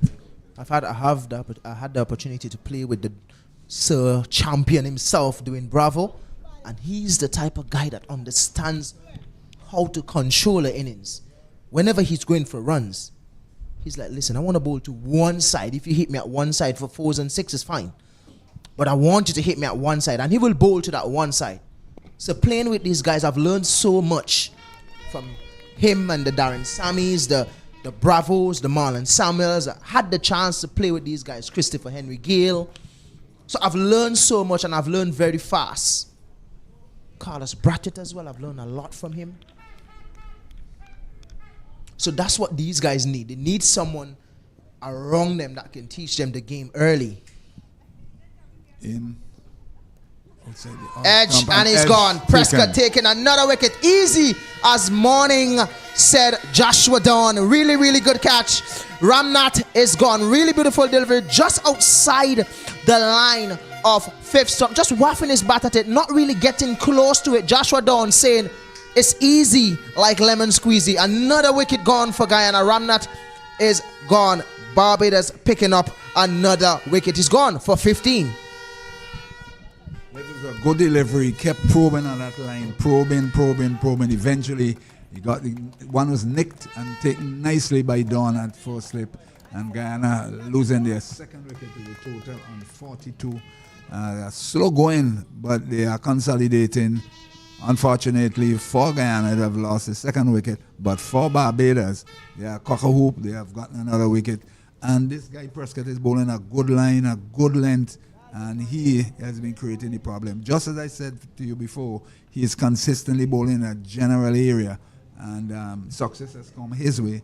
And Guyana lose their second wicket at 42 as the new man has gone to the crease. And it's a question of the rebuilding process by Guyana. Because certainly, as I said before, a victory for them here in this game would certainly give them the title. A win for Barbados is open it up for the fifth round of matches to be played on Tuesdays. So the new man in Vera. They shied Vera to the crease now. Played a really good innings the other day in the 2-day. Came into bat when this team was under a lot of problems. Scored 32, but it was a well-played 32, Mr. Hines. They are a little bit of stuttering here at the moment. Because they're not scoring quickly, as come to expect, and they've lost 2 wickets. It's a question of the rebuilding process, and if the new man in, if he decides to stick it out and got it out, and maybe get another 32, it will certainly help the guy in his cause. But when I look at their batting, I'm not really too flustered because they're the only team that have made over 200 in this tournament twice. So they must have a plan how they want to get there. There is a plan because they tend to start slowly, and in the middle overs they tend to up the run rate a little bit, and towards the back end they tend to really go into high gear. I looked at a player they have in the back end there, Thaddeus Lovell. He's a player that can go great guns, and if he gets going, he can cause a lot of problems. He's definitely a power hitter. I saw him at Cumberland on Friday, and definitely he impressed me the way that he built his innings. He stayed there, got the feel of the pitch, and then he jumped straight into a high gear. He's the one here, the last game between them and Barbados, the 2-day game. He attacked Zishan Matara, and the rest was history.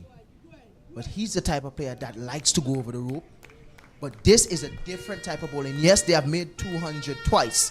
Only team to do that. But this is a different style of bowling who have the pace. And we know when it comes to pace, the Guyanese don't really like it. Yeah, I agree that. It's a slow track. So there's no real fear as far as I'm concerned. I heard you spoken about with Sylvanus a while ago. But do you know that St. Vincent got a demerit point from ICC for the pitches here during the T20 World Cup? Did you read it? As I did mention, I've heard a lot of positives, and I did hear a few negatives as well. That is something that I've heard, something that we have to take care of. But then I guess it will get better with time, because as I mentioned, it's the first time we're really playing under lights. Only one game here was played in the day, and the score was over 160. The rest game that was played in the night was really low scoring games. So it is something that we have to look into, probably understanding what the pitches do in the night. So ICC can give us a little bit of ease there. We'll get it correct. Don't worry. Look at the games here in December, and let's take it from there.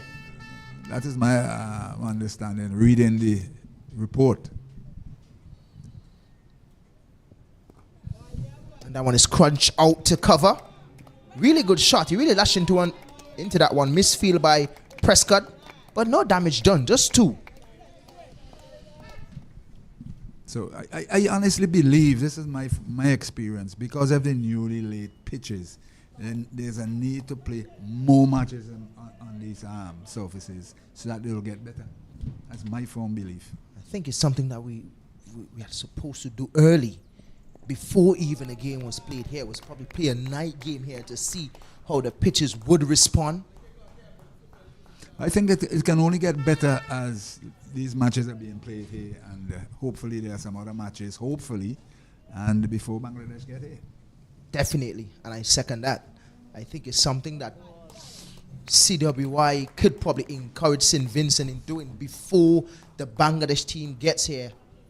Play a game under these lights, or play a few games under these lights to see exactly what happens in the night here, because I could understand that 10 years ago when I started playing cricket in the city, a lot of guys used to say as long as the water gets rough at the back, the pitch play different. That was theory. That was theory. That was just theory.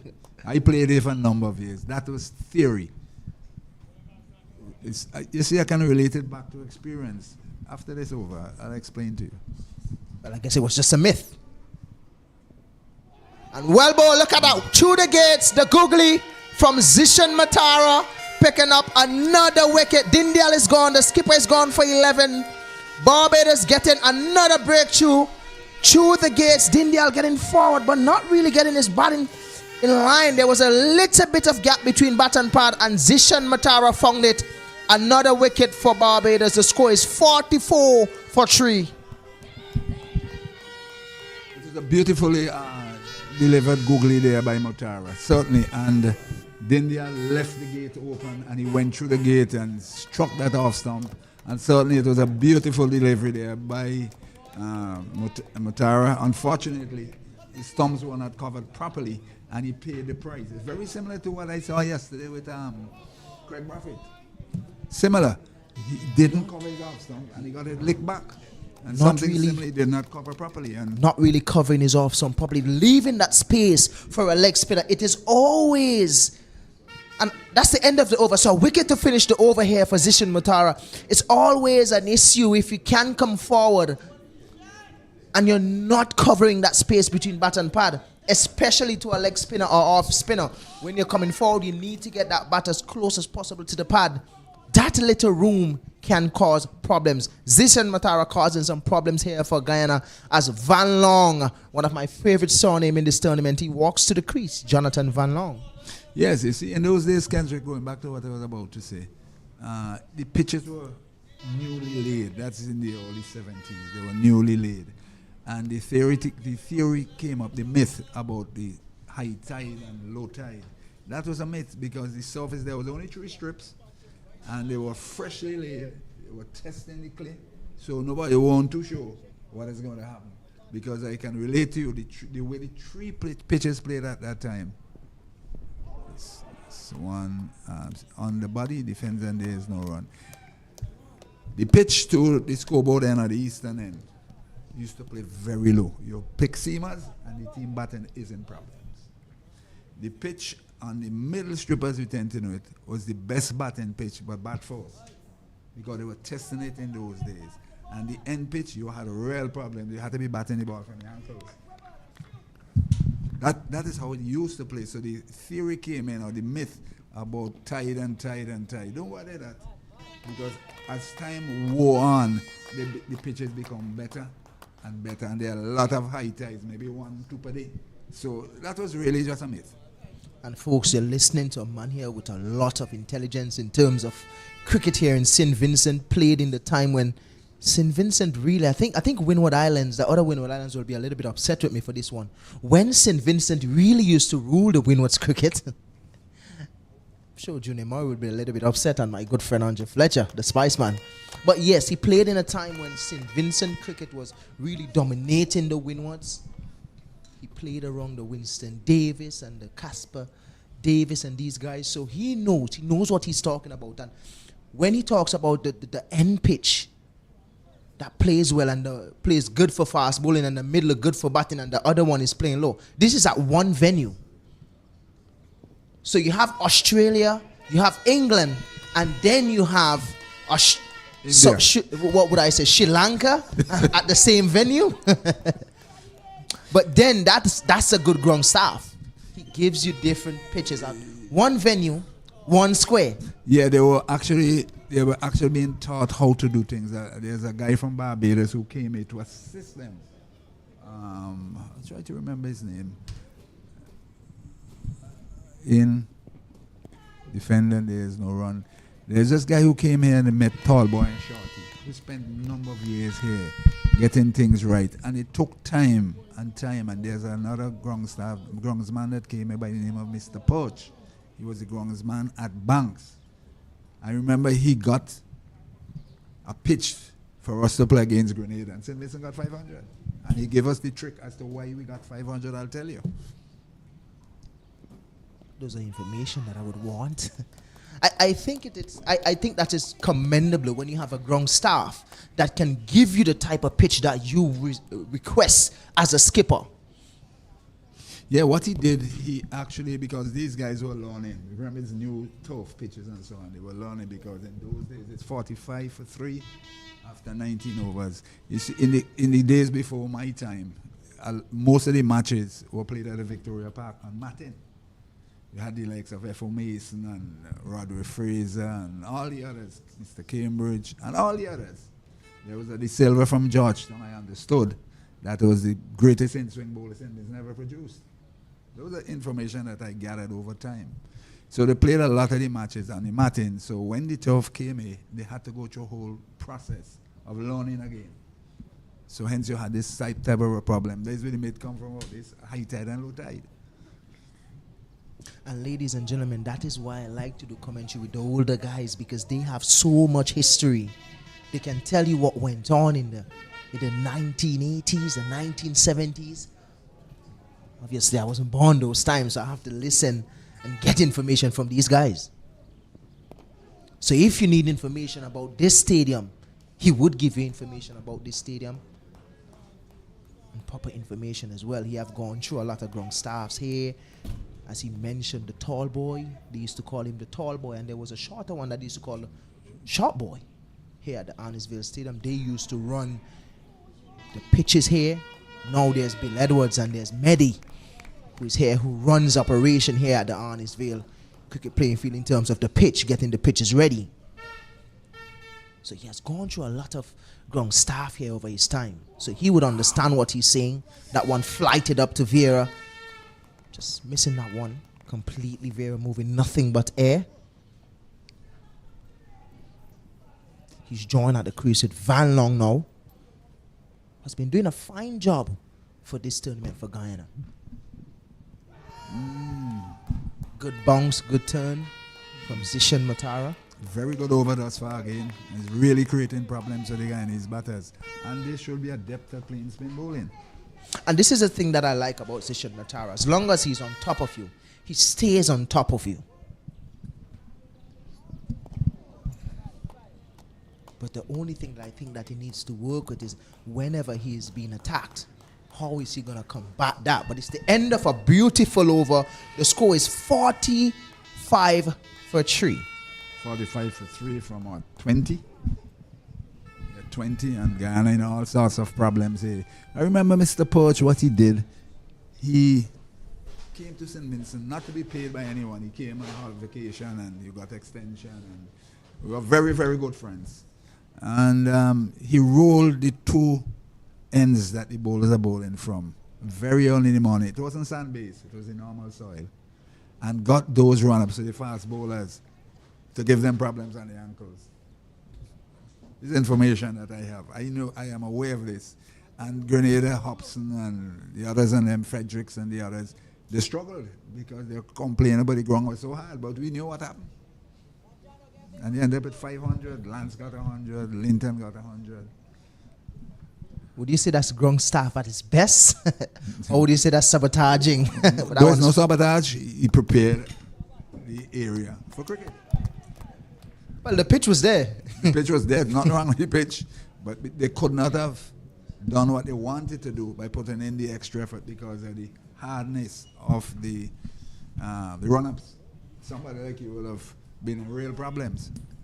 Yeah, and And I would say that I'm a bit of a softie. I'll tell you what, the amount of injuries I've seen over my career, every time someone see me, they're like, back in the day, the Courtney Walsh and these guys. But it's a new bowler being introduced, the skipper, Mr. Nathan Seeley, out of Barbados. He actually just got a selection for CPL for the Barbados franchise. Really big step for him. Pretty sure from here he would go back home and get himself ready for a big tournament. And that is something that I like about Rajasthan Royals. They have a CPL team here, Barbados Royals, and they like to give opportunities to youngsters. We saw they give Alec Atenes the opportunity last year, and he never looked back. Now they're giving another opportunity to two youngsters who's actually playing in this game. The Nathan Seeley and Isaiah Thorne is actually in Barbados Royals team. We have a coach here out of St. Vincent who works with Barbados Royals, Samantha Lynch. So I like how Barbados Royals and Rajasthan Royals spread their wings to hire young talent and talent from around the Caribbean in terms of coaching. And he's got Nathan Seeley picking up an early wicket. Vera had no clue. Following that one, just edging it to Joshua Dawn. Joshua Dawn taking up another catch. Easy day for Joshua Dawn in slips. Really good catch. Nathan Seeley picking up his first wicket. The score is 48 for 4. Shahid Vera is gone. Yeah, well, what happened? He actually guided it straight into first set. It was delivery flighted, and he allowed it to come on to him and just guided it straight into first slip. And look at it again. Well, I don't know if he looked at the field, Mr. Hines, because you could see the disappointment when he looked back and saw that Joshua Dawn is going to take a easy catch. And he's not missing a lot in the slip. And their slip catching has been tremendous over this tournament. From today on to the one-day tournament, they have been doing a tremendous job in the slip regions, particularly. Really easy catch for Joshua Dawn. Guyana in real problems there. All sorts of contortions here against the Barbados. Bowling attack generally, and most so the spinners. Celia's just come on, and Mutara been giving them real thunder. So I'm not too sure how they're going to extricate themselves from this position. They're into a 48 for 4. Slow going and wicket stumbling. Well, Sachin Balgobin has joined Jonathan Van Long. Very small in stature, but he has to do something to get them out of this trouble. Jonathan Long just coming back in the crease, using the crease well and punching that one down to mid-off. No damage done. I think they need to be a little more positive, though, to be very honest with you. I think they're just looking to guide around. The plan is there, but there's we spoke about it earlier, plan B. There's plan A, now it's plan B. We need to see plan B from them. Yeah, we're not seeing the right approach in terms of run scoring. It is like we're trying to stay, but what is the plan going forward in terms of scoring runs? We're not really seeing that. Yes, the Barbados team is bowling well, but you need to counteract that. You need to find a way to score. You're not getting the boundaries, yes, but let's find a way to get these singles. And it's a problem that we have seen throughout the tournament, is that as soon as spinners comes on, the issue is they get so limited in terms of their scoring options. It's a problem that's plaguing West Indies cricket. Once slow bowlers are on, slow bowlers / spin bowlers, they tend to create problems.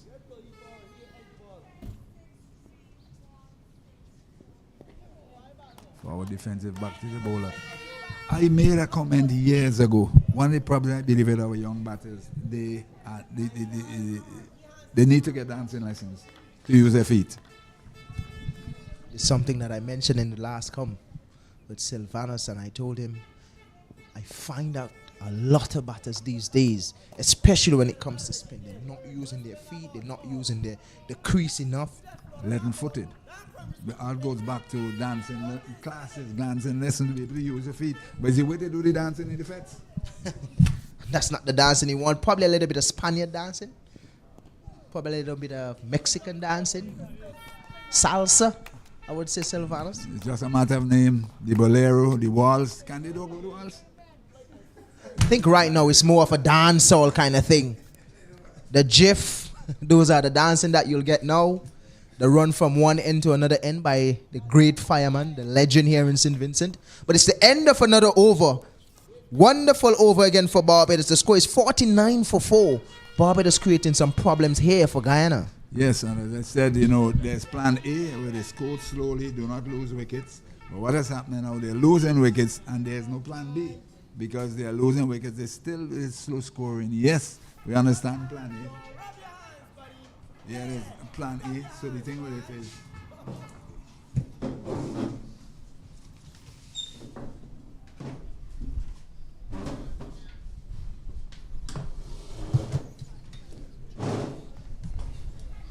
yes, so the Barbadian spinners in Sealy and Motara is giving real problems to the Guyanese batting lineup.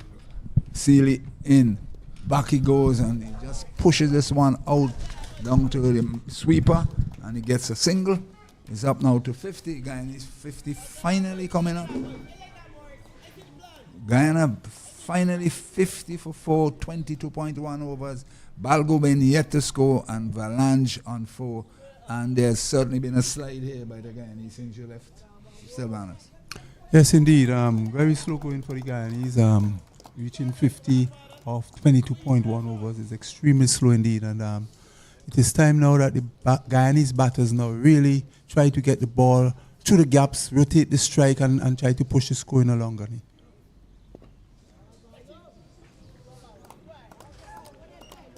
This one driven, flighted. Drove it sweetly to the outside, straight to the fielder. There is no run. Sealy from the southern, or Bequain as we tend to call it, in. Back he goes and forces it out and should get a comfortable thing here to the left of that shortish mid-on, and he gets a single. He's off the mark with 1. It's 51 for the loss of 4. And there must be some way towards counteracting these slow bowlers here from Barbados. Well, the thing about it, if the Guyanese batters continue to allow the Barbadian to really put them on the back foot, it creates a lot of problems. Goodness, a delivery that he should have gone forward to, he went back. Unfortunately for him, look at it, flighted. He should have been on the front foot. Back he went, and it's certainly one that carved into him, but he survived. And Sealy bowling that proper line, the way he's batting, he looks like a casualty be out LBW, because rather than coming forward, he's going back. Yes, if we probably would see the arm ball, and if he bowled that arm ball, he could really get him in trouble. Driven out to extra cover, no run, 51 for 4.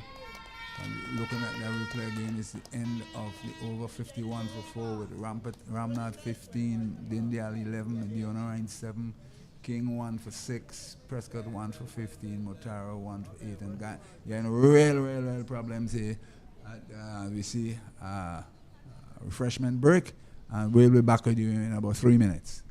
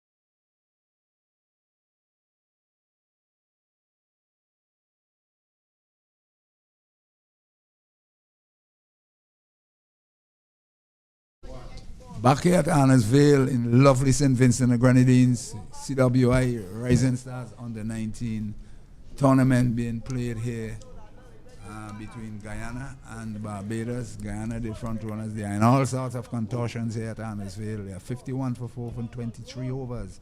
As the Barbadian slow bowlers, spinners, Deshan Mutara, 1 for 8, and Sealy 1 for 2. It's giving them real problems. Balgobin on 1, Van Lange on 4. The projected score is 111. But Sylvanus, they need to change gears a bit and try and up the run rate a bit, because the good balls eventually is going to come. Flighted, driven out to short extra cover, no run. You need to be hitting wood with the leather and try and pick the gaps and get ones and twos, and maybe a short delivery come, particularly the right arm leg spinner. Mutara in.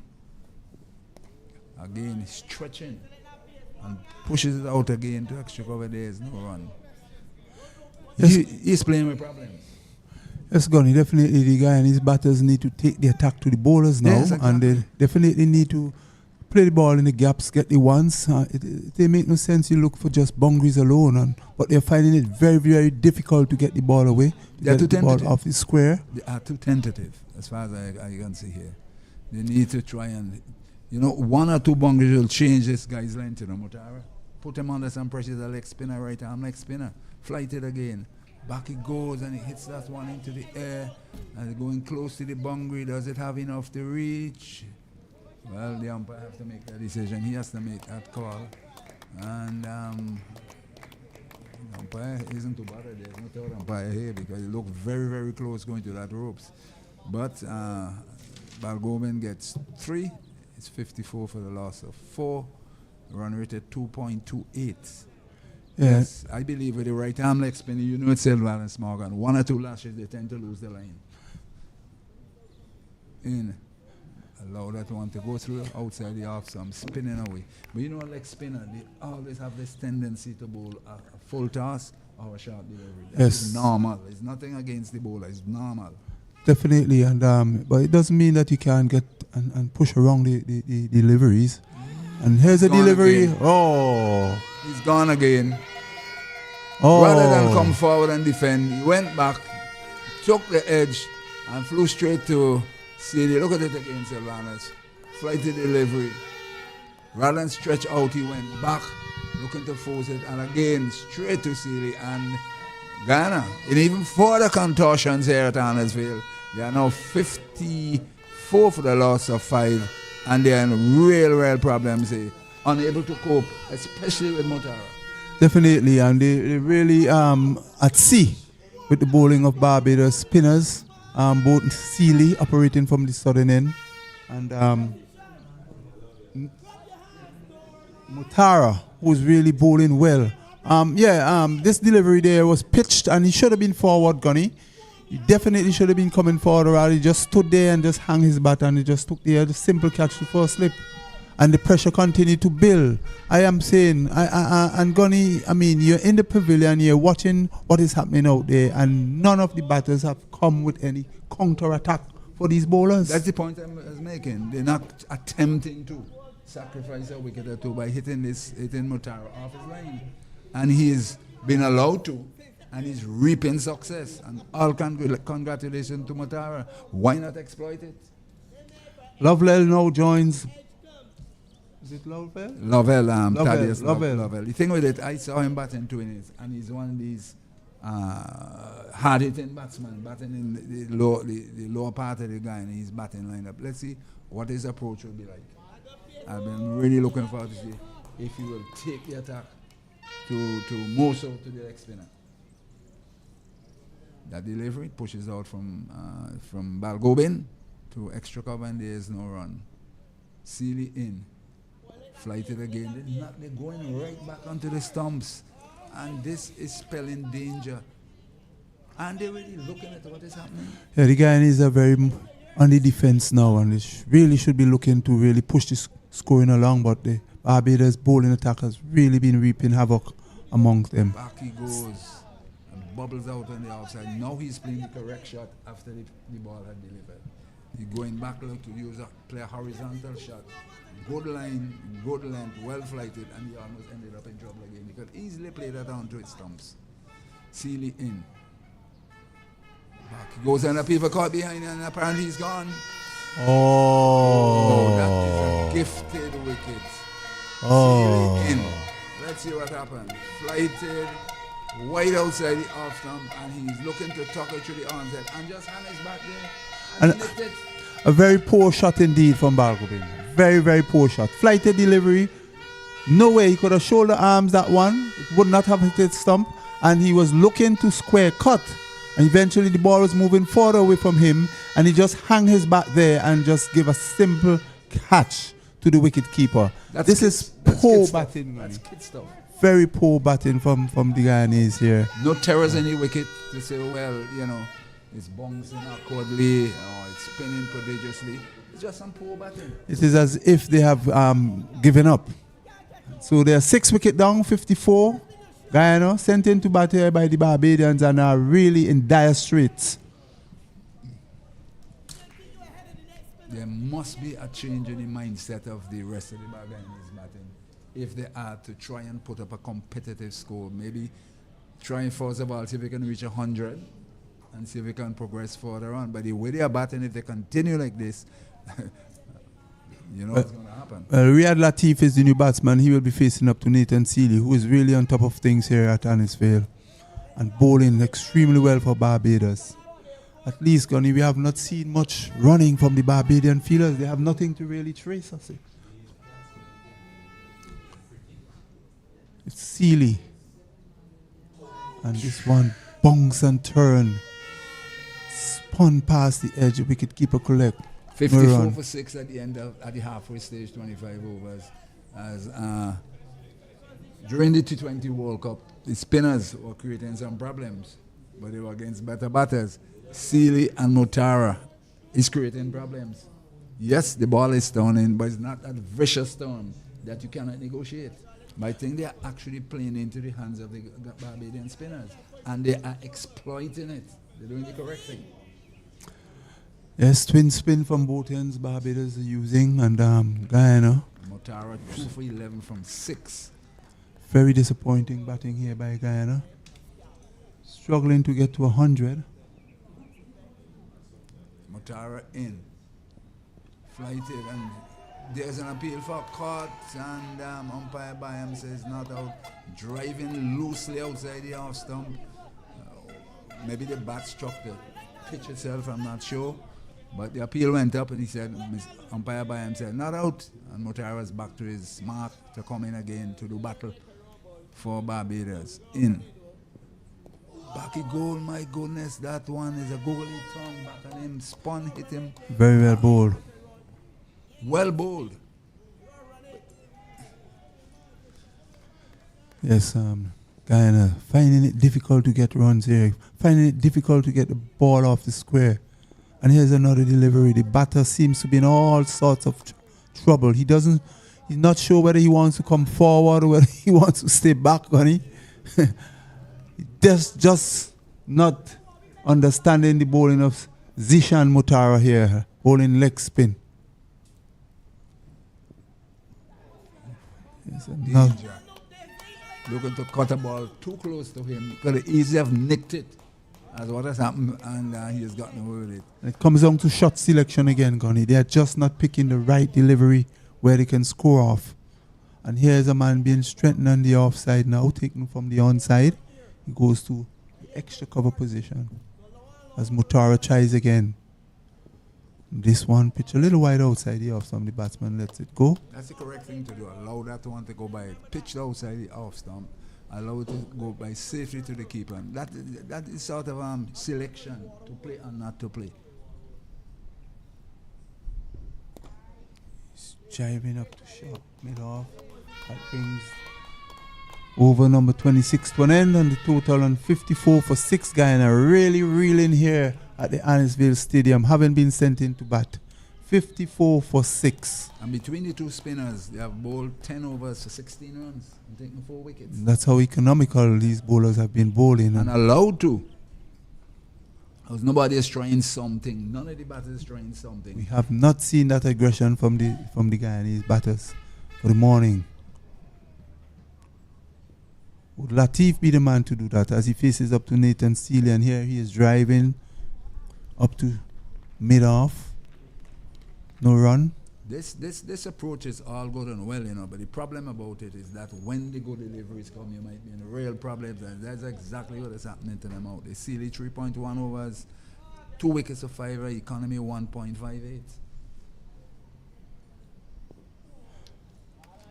I've seen Sealy bowl from the commentary box end, and he seems to be liking the southern end this time. He's reaping the success from that end, so no doubt he's going to be really adding additional pressure here on the Guyanese batters as he comes in again, and batsman is forward, the ball trickles out on the offside. No run. Very, very slow going here for the Guyanese batters. No one have shown any sign of really taking the attack to the bowlers. And they're allowing Barbados to get on top of things here. This one bungs and turn very viciously. Umpire, the wicket keeper, collects. Guyanese, I really thought, would have been negotiating the spin of Barbados here, but that is not the case. In both departments, spin and pace, the Barbadians have been piling on the pressure here. What will be of interest is if they can get up to 100, could Barbados get 100 against the spinners based on the amount of turn you're seeing here? Well, that is what would make the contest very, very, very interesting, Gunny. We would like to see them, the position they are now, 54 for 6. If they get to 100, that will be a very good comeback for them. But that doesn't seem likely here because the Barbadian bowlers have different ideas. No doubt they would be looking to restrict them under 100 and see how fast they could finish this game. But first of all, they need to try and get to 100. Well, that should be their first strategy now. Their eyes should be on if they can get there. The thing about it, it will take a real rear guard action. The management of the team, the coach should have instructed one of his batters to go out and play, take a calculated risk, and send them out to attack the bowling. Should have done that already. Yes, the fact that you are playing as a team. Through to the keeper, and there is no run.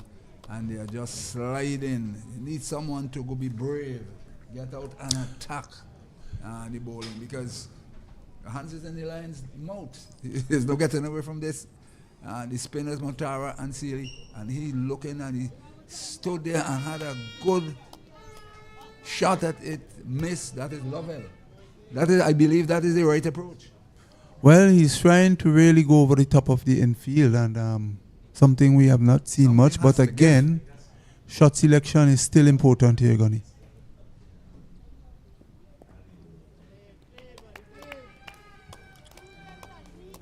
At least he's trying to take the attack to the bowlers. You can't allow him. He has already been settled. He's trying to just, hit him off of that line that he's bowling, a very nagging line.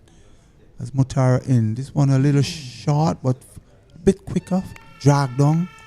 Beating the edge of Lovell. This one is really, really being allowed to bowl the way he is bowling. Very productive.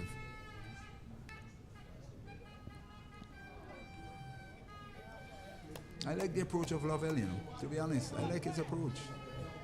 He's trying to see if he can get some runs for his team. He's trying. Yeah, it makes sense rather than just coming and just playing forward defensive all the time. And dotted balls, you need to get rid of some of these dotted balls. Here's a lofted shot. Is it going to be out? Feel that long off. Just jumping short of him as he make that attempt.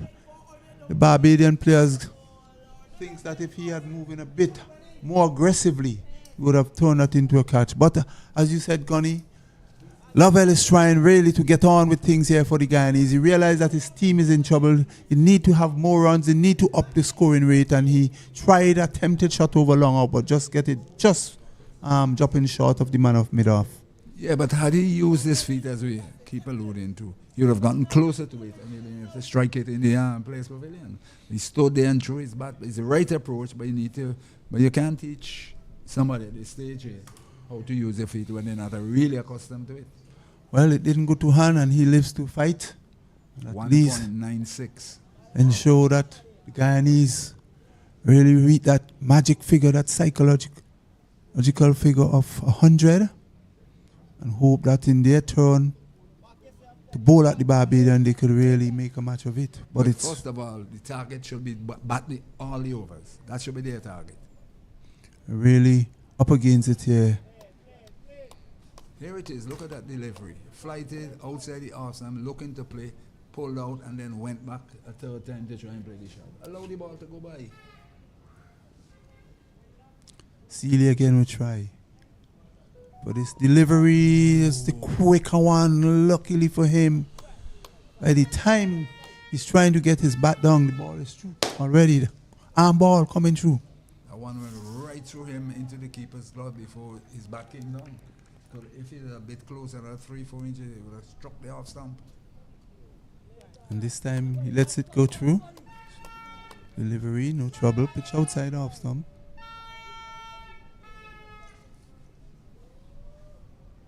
Bright sunshine here at the Annisville. No sign of rain.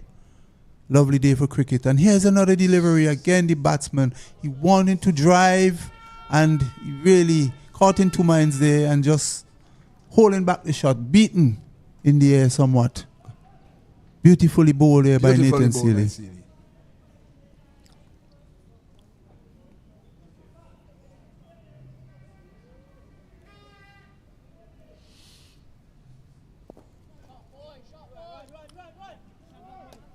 This one he is able to get it straight down to long on for a single. It's now 56. Guyana 56 for 6 of 28.5 overs. This is a reminder of viewers and listeners. It's a 50 over format. In this, the West Indies under 19 Rising Star won the competition. Barbados, we remind you, winning the toss early this morning and with a little moisture, elected to field. And they would have used their bowler, Rannick Smith, from one end. And how well he would have bowled. And now we are seeing twin spin from both ends, Nathan Sealy and Mutara, keeping the pressure on Guyana. Guyana never looked the part from ball one. Started off very slowly. We were expecting them to really up the pace, but that didn't happen. They were losing wicket. After each break, concentration has not been spot on today for the Guyanese.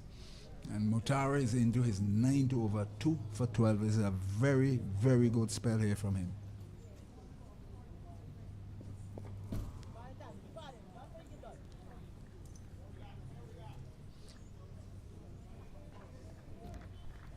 If they can score 2 and over, they will get over the 100 marking. If they decide to bat to the end, that should be their target. My goodness, that one there, it seemed to be the googly, it spun back at him and he's just able to get the back down in time and pass the man at third man and he get a single. But Lovell he's looking to score, which is about the right thing to do in this situation here. It's a very beautiful delivery there, bowled by Mutara. And Lovell really looking to attack the bowler, but that one, he just squeezed it out. It's his natural tendency, having seen him already, to be an aggressive player. And he's trying, but the bowlers are well on top. Yeah, in the context of the game, he is trying. Here's one that bunks and torn. There's a big appeal and he's given out. This one pitched just about middle and off stump, going away the natural right arm leg spin, and the batsman was met halfway forward. He took the edge. The keeper stood up, took a lovely catch. The appeal went up, and umpire Bayham has no hesitation in raising that dreaded finger. Well, we have lost another wicket. Mutara spinning webs around the Guyanese bat and the 11-footed Guyanese batsman. And they are paying the price, as I keep saying. Look at it again, what? He could easily allow that one to go by. But he pushed his bat away from his body. Fortunate for Barbados, he got a nick. Unfortunate for Guyana, he nicked it. So they are in real problems here. 57 for 7. Jonathan Van Long has to depart. Guyana 57 for 7 in deep trouble, staring down the barrel here against Barbados at the Annisville Stadium. But that's the nature of the pitch since we saw the T20 World Cup, where the spinners are creating problems. Remember, Rashid give the Australians real thunder on the same track. Second closest one on the eastern side of this field. He gave them real thunder, and Motara really creating problems. And the approach by the Guyanese batsmen has not been of the very best. Yes, it's a very poor showing here by the Guyanese batters. They just don't have a clue as to what is going on out there with the Barbadian. They have not been able to counter-attack the Barbadian bowlers. Both had seamers and spinners. So a new batsman is at the crease, Andrew Lim. He joins Lovell and Gunny. Someone has to put their hands up here now for Guyana if they are to get to 100. And here's a delivery just outside the off stump, forced up.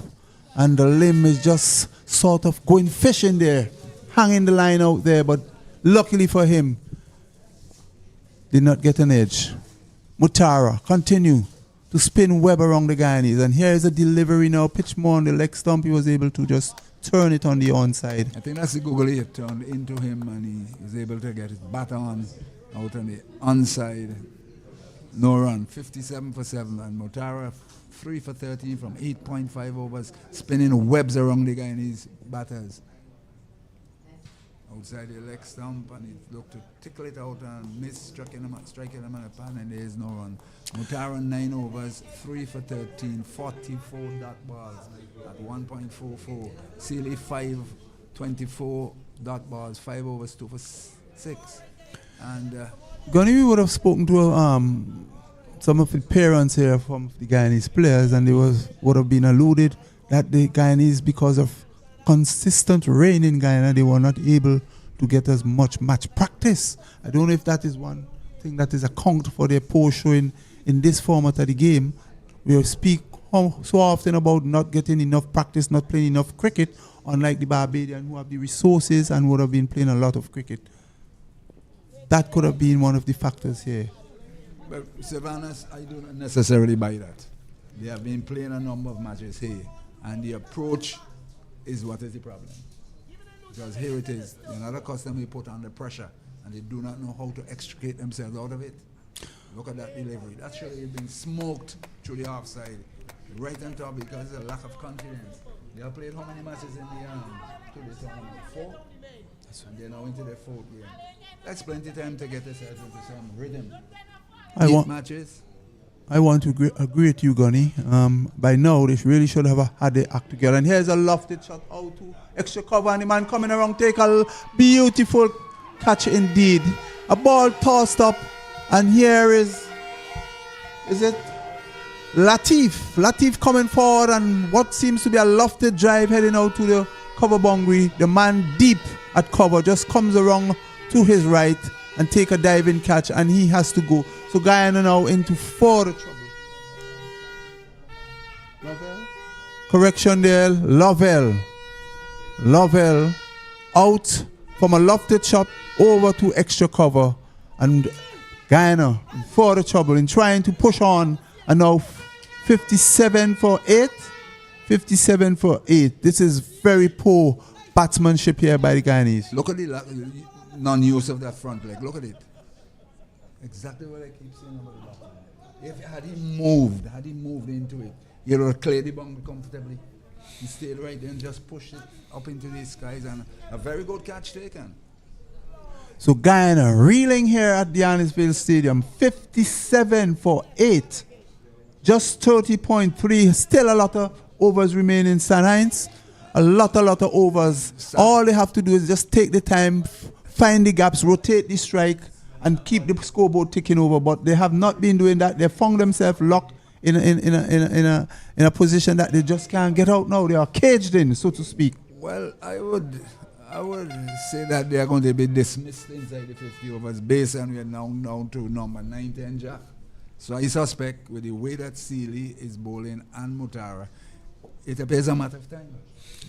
And that is a fair analysis there by the experienced Gunny Hines. As we see this delivery pitched on the leg, stifled appeal, goes up.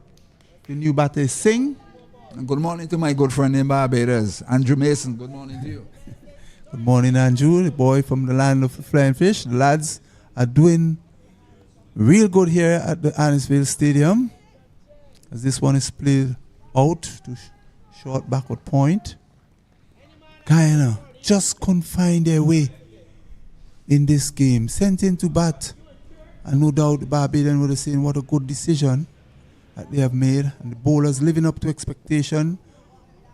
Both seamers and spinners are really, really, really bowling well. We have seen some very good spells throughout this match so far from the Barbadian.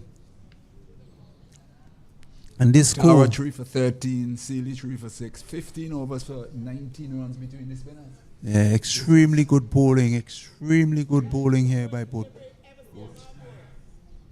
bowlers. Mutara, who seems to be the danger man here. So how do you try to convince me, lack of batting practice, why they approach it this way? You try to convince me. Well, I'll have to take that back, Gunny, because I definitely agree with you that since they've been here, we should expect to see a much better performance in the batting. And here's the delivery that's pitched. There's a loud appeal. Not out, says the umpire. That one really whistling past the edge as it was pitched. The batsman, rather than coming forward, and we are saying that all morning, that the batters are not making that effort to come forward on the front foot. The Barbadians are up. They are somewhat disappointed that that appeal was not upheld by umpire Byam. But this is a ball that was flighted, and the batsman, instead of coming forward, was on the back foot, fanned at it, and they thought that that ball was edged. Notara in. Back he goes, looking to slap that one away. Missed it and keep it by the keeper, and there's no run. This, I believe, as you spoke about, Rashid wanted to walk on this pitch wherever they go with Afghanistan. I think Motara will want to walk this pitch wherever he goes. Take it back to Barbados with him. Very poor display here by the Guyanese this morning. Very poor display. 57 for 8. We are into the 32nd overs. This delivery, he is trying a forcing shot. Gets it no further than the extra cover. No run. What I'm saying, Sylvanus, they do not have a clue as to how to answer, how to counter the Barbados spin attack. And nothing like when you really have your throat down, and here's a delivery, jog down, quicker delivery. Batsman in all sorts of trouble. Just lucky for him, it was not pitch on the stump. Yes, Gunny, it's really, really, really uphill for the Guyanese. There's some sign of the batters now trying to see how much they can cope with the spin. And here's a delivery that is pitched a bit wide outside off. Some of the batsman chancing his arm, but they just flew off the edge down to the short third man. No run resulting. Very, very poor batting display here by the Guyanese. I really, really thought that they would have been negotiating the spin of Barbados much better than that. And that brings number 32 over to an end. And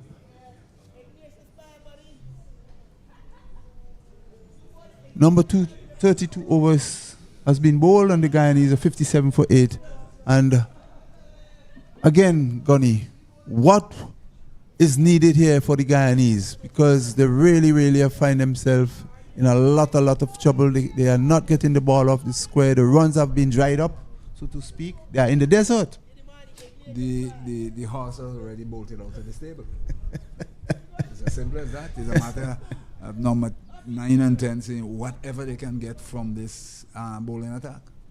Sealy start a new over from the southern end. This ball turns around to short. The batting approach has left a lot to be desired in relation to trying to handle this type of spinners. The spinners are definitely getting purchased off the track, but they're not handling it properly at all.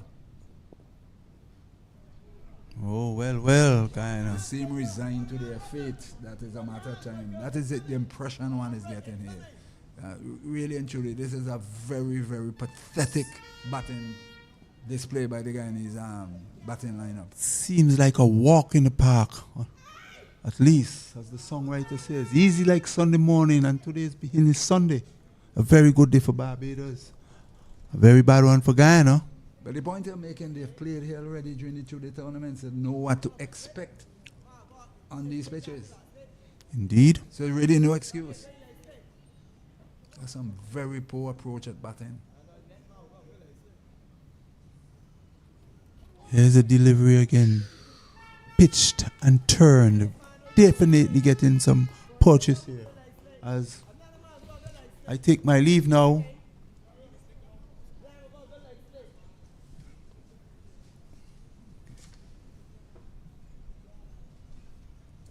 And this one plays on the offside quite easily. That is Singh.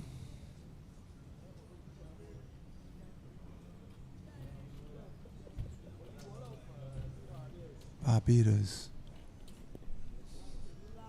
bowling extremely well here at the stadium. That brings number 33 over to an end, and the Guyanese reeling at 57 for 8. 57 for 8 is just a matter of time. With so much time left, so much overs left, could the Guyanese be able to take this total up to 100 or a little over 100? It's left, the work is left for the tail enders to do really, because the top of their batting has already back into the hutch here at the Annisfield playing field. So we are seeing King being reintroduced into the attack here from the commentary. He has bowled 6 overs. He's taken 1 wicket for 6 runs. And how beautifully he would have bowled in his earlier spell. I thought he bowled fairly well, you know. Yes, the Guyanese batters were trying to settle themselves on the track. I thought he bowled well, good areas, and it's a matter of mop-up operations as far as I'm concerned with where he is returned to the crease. Yorker length, dugout, and there is no run. So I believe Sadie, the skipper, has brought him back to do the mop-up operations with 8 on for 57. As I said, they're already down to 9-10 jack. So it's a matter of how much longer they're going to last. Yes, King, looking for a second wicket, has been reintroduced into the attack to really close off the Guyanese innings. Strike bowler for the Barbadians with the number 10 on his t-shirt. As he bowls on this one, the batter now is playing straight down and scamper through for a single. That's all there will be. One more added to the total. 58 Guyana for 8. 58 for 8. Whether this would be an early finish here, Gunny, it left to be seen, as we know that cricket is a game of glorious uncertainties. Are you still believing in that adage? Glorious certainties. So says the experienced Ghanaian who have seen it all, so many matches here and would have played at this level and beyond. He knows all about it. He can tell you all that could happen. So King continues. And here is a delivery that's like, and he is out. He is out. King has got his man, a ball pitched up middle stump. He misses it. Again, another poor shot. Hit him, struck him plumb. Would have licked out middle stump. And the dreaded finger of Afram Bayam says, yes. That was a good decision. It's between middle and leg, and he was struck low down. As I said here, it's mop-up operations time. And yes, beautifully bowled by King. We said, we alluded to how well he has bowled earlier, and now he has picked up his second wicket. We're seeing now, it's Liam. We're going to have an early lunch, that is for sure. Definitely. So Guyana have lost their 9th wicket on the score on 58. 58. As I take my leave and invite Keswick Williams to join Stanley Gunny Hines to see. And the Guyana Indians continue to flounder. 58 for 9. Definitely not a good batting display whatsoever, or lack thereof. And the Barbadian bowlers just skiting through the Guyanese innings. And they are really under tremendous pressure.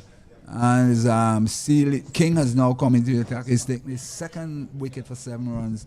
And the spinners did the bulk of the damage. Welcome back to you, Keswick.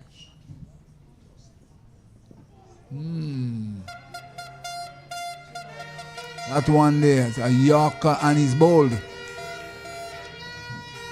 Chulai Gulcheran got a Yorker and I removed the leg stump. Look at it again. In. Right on the hit, the leg stump there. And the Yorker. As I said to you, Sylvan, it's a question of mop-up operation, and they have done just that. So, Guyana all out for 58. Go ahead. Yes, Gunny. A very portion here by the Guyanese, all out for 58, and we could hear the horns blowing by the Guyanese supporters. We alluded to that earlier. The Bajans, there's a few of them here and really cheering their team on. The lads from the land of the flying fish have really put the screw on the Guyanese, winning the toss in the initial stages of this match, and I elected to feel and how well they have stuck to their plan. You could definitely would have seen, Gunny, that Barbados did come out here with a plan, and they stuck to the plan. The bowlers bowled between wicket and wicket. Very, very few balls straight off target. They got their radar out, and they were able to peg down the Guyanese, who could not even get the ball off the square. We have seen a shortage of playing the ball in the gaps, rotating the strike. And I think that would have been one of the most detrimental problems to the innings of the Guyanese. So it's Guyana, bowled out by the Barbadians of 33.4 overs, making a total of just 58, a paltry 58. So we can see an early finish to this game. The only thing that could really prolong this game is if there is any rain, and right now, good conditions. I'm joined here by Keswick Williams now. Clinical work here by Barbados. Really good work. When you talk about fast bowling, Sylvanas, you talk about the Barbados team and how they have performed throughout this tournament with the fast bowler, knowing that CWI is looking to breed fast bowlers and wrist spinners. Hence the reason why they have point system now for fast bowling and wrist spin. And we can see here what wrist spin can do. Zishan Matara came in 3 for 13. Also, Nathan Seeley continue his good performance. Left arm spinner also is a captain. We like how he has been captain in the Barbados team throughout this tournament. 3 for 6 of 7 overs. And then the fast bowling genius, really and truly, Kyron King. Since his introduction into this team from the 2-day tournament, you have seen someone that runs in and bowled overs after overs. On the day when he made his debut, he actually bowled 16 overs or so on a chart.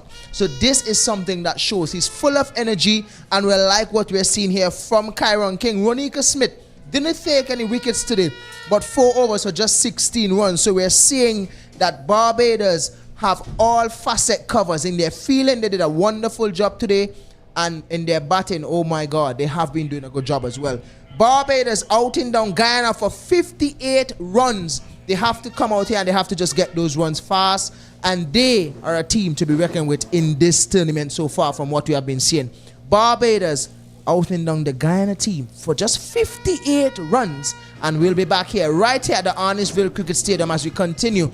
Just a short break. The ground staff is out there doing what they usually do after innings. And we'll be back here to continue coverage for the West Indies under 19 Rising Star Tournament. Yes, Keswick, and it's quite a good all-round performance by the Barbadians. We'll join you later, a few minutes from now, to see as the Barbados reply to Guyana's 58 all-out.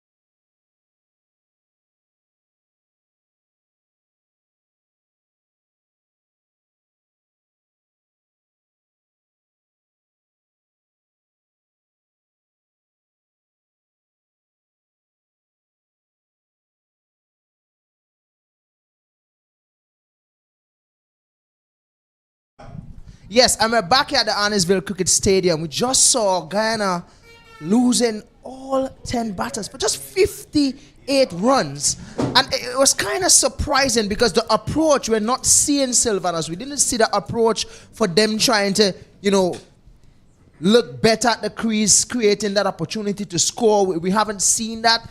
They usually start slow in the first power play, but we know the kind of artillery and that Barbados has in terms of their bowling. So they didn't get a start.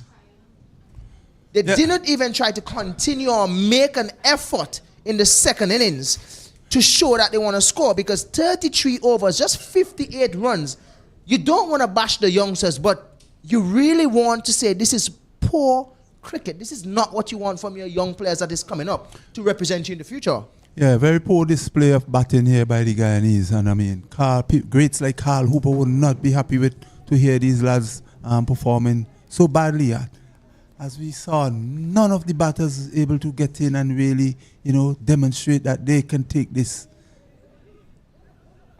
their batting right through. They seem to be stuck in the crease, and it's as if lead were on the feet. They were not moving to the bowlers.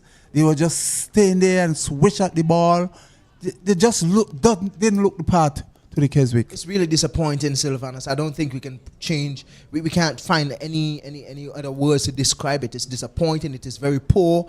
And the thing is, it's not like they made 58 or 15 overs. So you see that they were trying to get a move on, and they got out.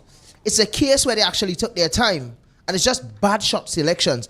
33 overs, Sylvanas, for 58 runs. This is definitely downright poor, and you don't want that. You need to say it as it is. You don't want this sort of cricket, especially at this level. It should be better, which means the coaches have a lot of work to do to get these guys up to speed, because at this level, in different countries, we sit and we look at proper cricket. We want to see proper cricket here. Barbados, as we know, have been playing really good cricket. Yes, their fast bowlers did the job, but you want to see better from these batters. Yes, and the thing about it, Keswick, the wicket, a very good wicket. We've seen the seamers get something out of it. We've seen the spinners, and it did turn, the wicket did turn. But even though with the turn, we expect Guyana, who really are good players of spin, we expect them to come out here and really negotiate the Barbadian spinners, and none of the batters show sign of being able to cope with the Barbadians' attack. And that's a disappointing thing, knowing that Guyana is really the engine room when it comes to playing spin here in the Caribbean. That one is short and wide. Zion would not wait. Latched onto that one, didn't really get full bat onto it, but it was cut just in front of cover, short and wide from Lovell. Just 2 runs from that one. Yeah, Bradford would have been disappointed that he didn't really put that away. It was pretty short and he was back. He gave it the treatment, but just didn't get hold of it as he would liked. But he was able to get 2 runs to open his account.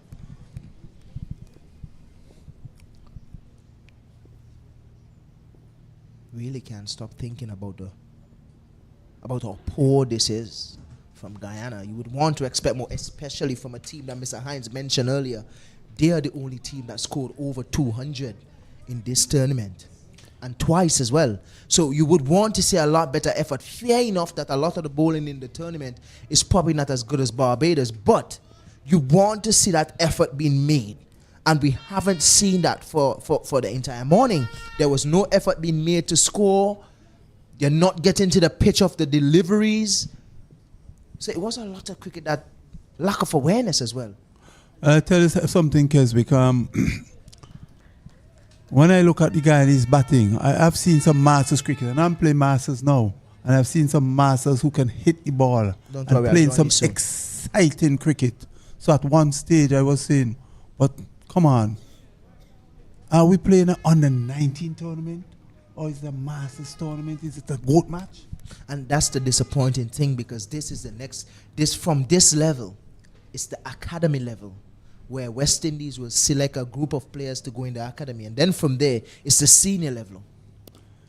You don't want to be training guys at this level to do the things that you think that they should have understand or should be doing already. The the guys had to be hungry for this game. They had to be hungry, and I have not seen the energy coming out of Guyana. It makes me wonder what were they doing. You know, they look so lukewarm. The score now is 6 Barbados, replying to Guyana paltry score of 58. They are now 6 without loss, 1 over being bowled. And then you wonder if the rule that West Indies, that CWI, you know, just brought into this tournament, if it will work for everybody. Fair enough, we understand that it might not, but we like that sort of energy. We like the way how they're channeling the cricket and what they want to achieve. As we see here, Jonathan Van Long, not really a tailway fast bowler, but really nice, strong action. Just think that he needs to work a little bit more on his fitness. This is your man, Keswick. This is the guy you like. And yes, he definitely demonstrates that he has some pace and he can bowl. Let's see what he does with this track, on this track. This time, not enough pace for Akeem Jordan. Pull over, square leg for 6. Really good shot, strong shot. Not the first delivery we want to deliver to this type of fellow, especially if he gets into the mood, Sylvanus. Yeah, unfortunately, Jonathan Van Lang, the radar wasn't right and it was heading down leg side. It was short and it was given the treatment. Of course, we know the Barbadians, when it is short, they will go at you.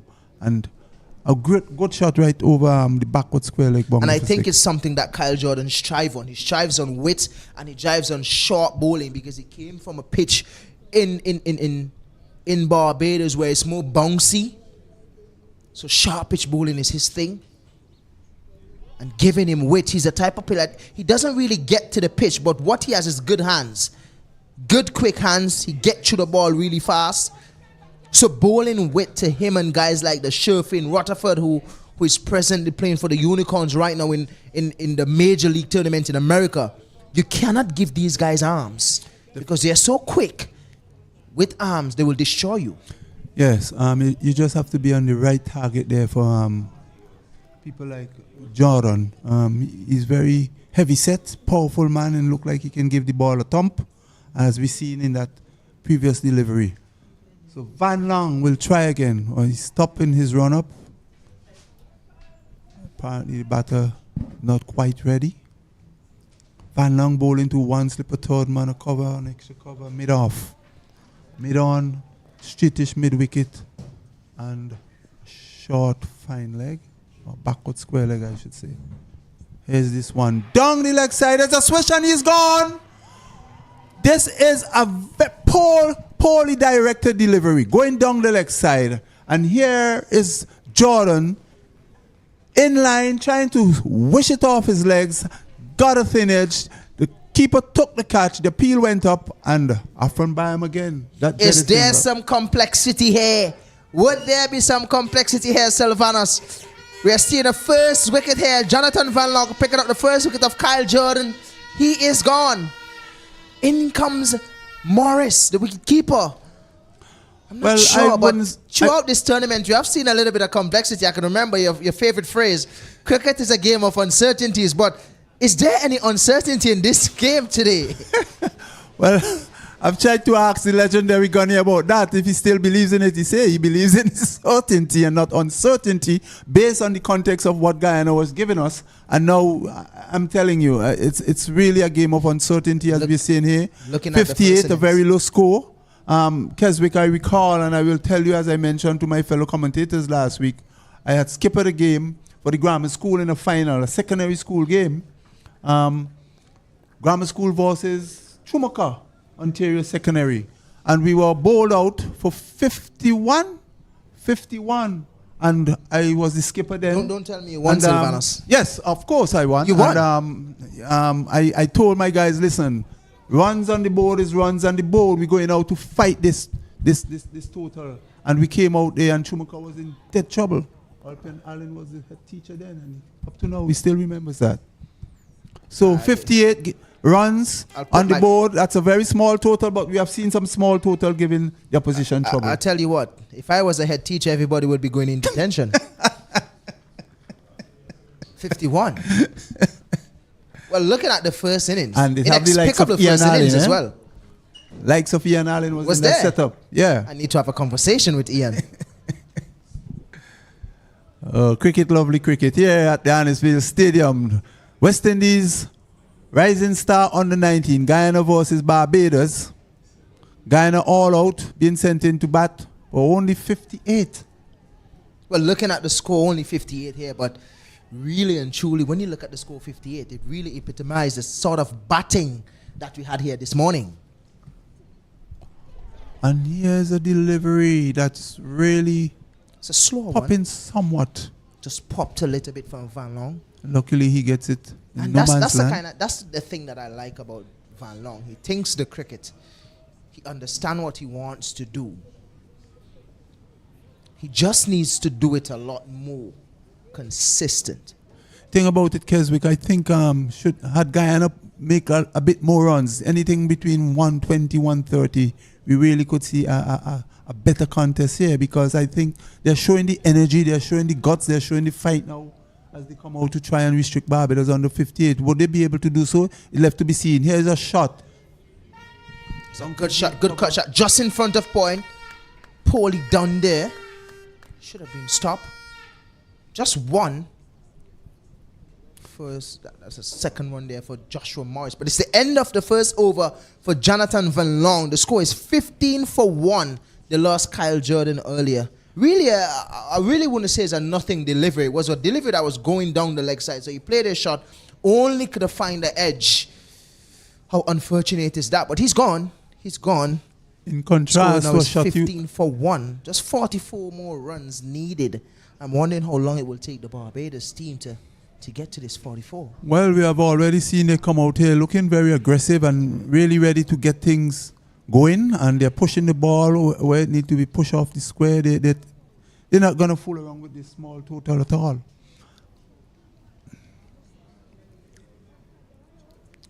Keswick, 58. Your high score would have been a little more than that since you have been playing international. I've scored 100, Sylvanus, come on. International, I don't think I've ever gotten to 30. It's a good shot there. One thing I like about Joshua Morris is how he plays. He plays correct. He plays everything in front of him. He plays to the V's earlier on in his innings, and that is something that is really commendable about him, that I really do like how he plays. Well, from ball one, as far as I see, Barbados really, this game is within their grasp. Should they lose it, it takes something real miraculous for them to lose. Thaddeus Lovell testing the wicket there with our rare bumper. Batsman didn't have to play. Trying to work up some steam here. There's one thing to bowl bumpers. There's one thing to bowl bumpers, and there's one thing to bowl directed bumpers or wasteful bumpers. Bowling bumpers is not just a run up and just hit the deck or hit the middle of the pitch. And in this format, it should be a surprise delivery. Should be a surprise delivery. If you look at how these Barbados bowlers, the Kings, and these guys bowl their bumpers, it's well directed. They bowl their bumpers for two things. Look at a good delivery. Really good delivery from Lovell. One of the best deliveries you have seen for the day. Morris going to do a lot with it.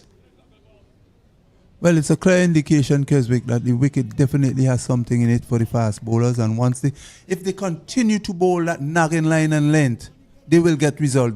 Hitting the spot, bowling those balls in the right areas, they will get the result that they're looking for, as we see in that delivery. A beauty. Beating the batsman all ends up. This time he is in defense. Bat and pad close together. Barbados 18 for 1. Trying to get 59 runs for victory. They need of another 41 more runs. Plenty time, plenty balls. There's no need to hurry. But no doubt they will want to finish this in sooner than ever. And here's a delivery that gets the batsman in some trouble. It was dug in short, and the batsman attempting a hook shot there. Didn't handle it as he would like. But luckily for him, it just gets it down to short, fine leg. That's what you call a well-directed bumper. Of course, he's batting in a helmet. Had he missed that, it's a delivery again. Probably get an edge onto that as the shout for catching. 4 runs, just evading the keeper somewhat there. A ball that was pitched middle, went on leg, and was played off the hips. Keeper diving to his left, was unable to stop it. And the keeper is a tall lad as well, so if he can't reach, I don't think anybody else in this tournament would. Put one of the tallest keepers in this tournament, Shahid Vera. Scores on to 22. Seems like Barbados is really going to make a match of this in a couple overs. Well, really and truly, I mean, it's only 58 runs. Really don't think that we'll see no sort of twist in this game. As Thaddeus Lovell changed the bills here, Zion brought it just looking on, wondering what's the reason for it, but as he moves to slip, not really something that you will see from fast bowlers here in the Caribbean, standing at first slip. Barbados is easing. Keswick, what I've noticed, the Barbadian batters, they're short. And why ponging the ball into the pitch? You have not made enough runs. You cannot shake up these Barbadian batters with these short pitches. There's no doubt about it that Barbados is well on their way for victory. The only thing that Guyana can do now is try to take wickets. That's the only thing that's going to get them, get them closer to even smelling a victory. But what they need to do is find ways. How are we going to take wickets? What is the process in getting to taking wickets? There must be a plan. We're not really seeing that, especially from Thaddeus Lovell. We're not seeing that. A lot of sharp bowling, and I would say sharp bowling that is not really aggressive. They're not really doing much. What we want to see here now from Valong is him hitting the top of our off stump, trying to create that opportunity for wickets. Hit those areas as long as possible. Keep the Barbados team out there as long as possible. Let them feel like this 58, it is a lot of runs. And as long as you can do that, that will create that opportunity to take a wicket. Not saying that they would win, but I'm being honest. For some inexplicable reason, that if Guyana may come and win this game, listen, I don't even have words to explain it. We are seeing the Guyanese team without one of their main strike bowlers, Thorn, one of the quickest of the bowlers. I don't know if he has an injury or... He has been dealing with a little niggle over the 2-day tournament. But then again, you also have to consider his workload. He was just selected to play in a West Indies President 11 team to play against South Africa, because we have a test match coming up. So it's about resting him, making sure that he's fit for those games. He should be flying out pretty soon. So I'm guessing that he's flying out, I think, either later this evening or so. So he has to prepare. So hence the reason why he's not here today. Ball clipped out into the mid-wicket area, resulting in 2 runs. 2 runs to Morris. So the total for Barbados now is 26. 26 for 1. 26 for 1. Brathwaite on 8. Zion Brathwaite and Joshua Morris on 8.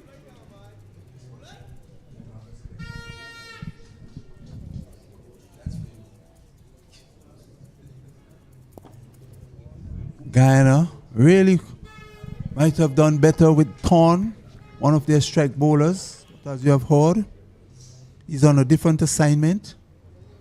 So they have to make do with the resources that they have.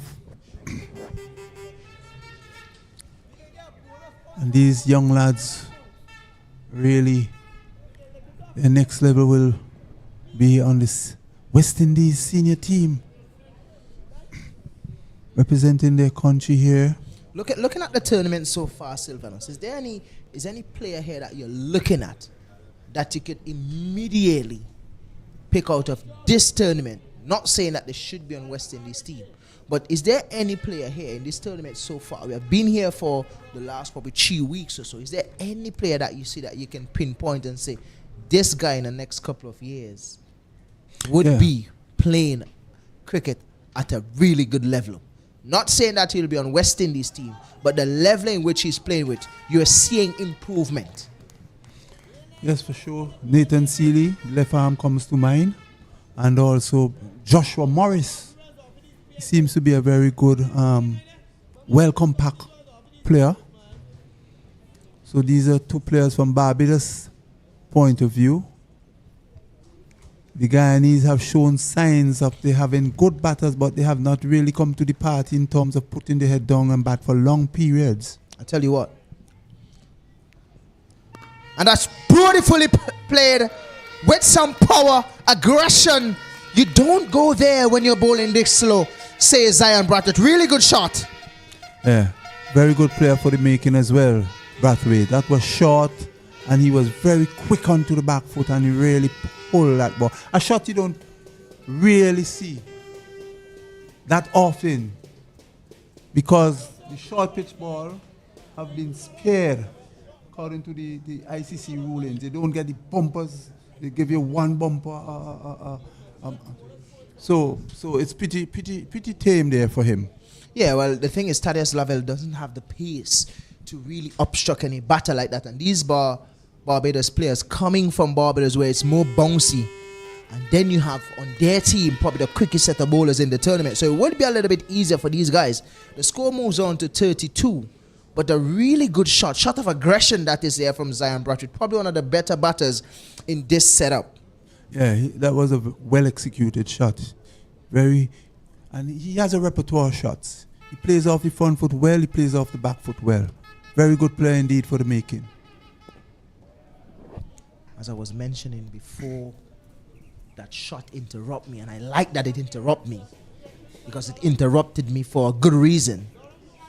But as I was saying, from all these teams, looking at these teams, I can pick at least 1 player out of all these teams in this tournament that I think in the next 2 years or so, these guys would be a reckoning or a force in regional cricket. Short and wide again, missed out that time, I would say Joshua Morris. But when you look at Barbados, in terms of batsmanship, in terms of how he's playing the game, I would go to Rodneyko Smith. He has been doing a fantastic job with the ball for Barbados.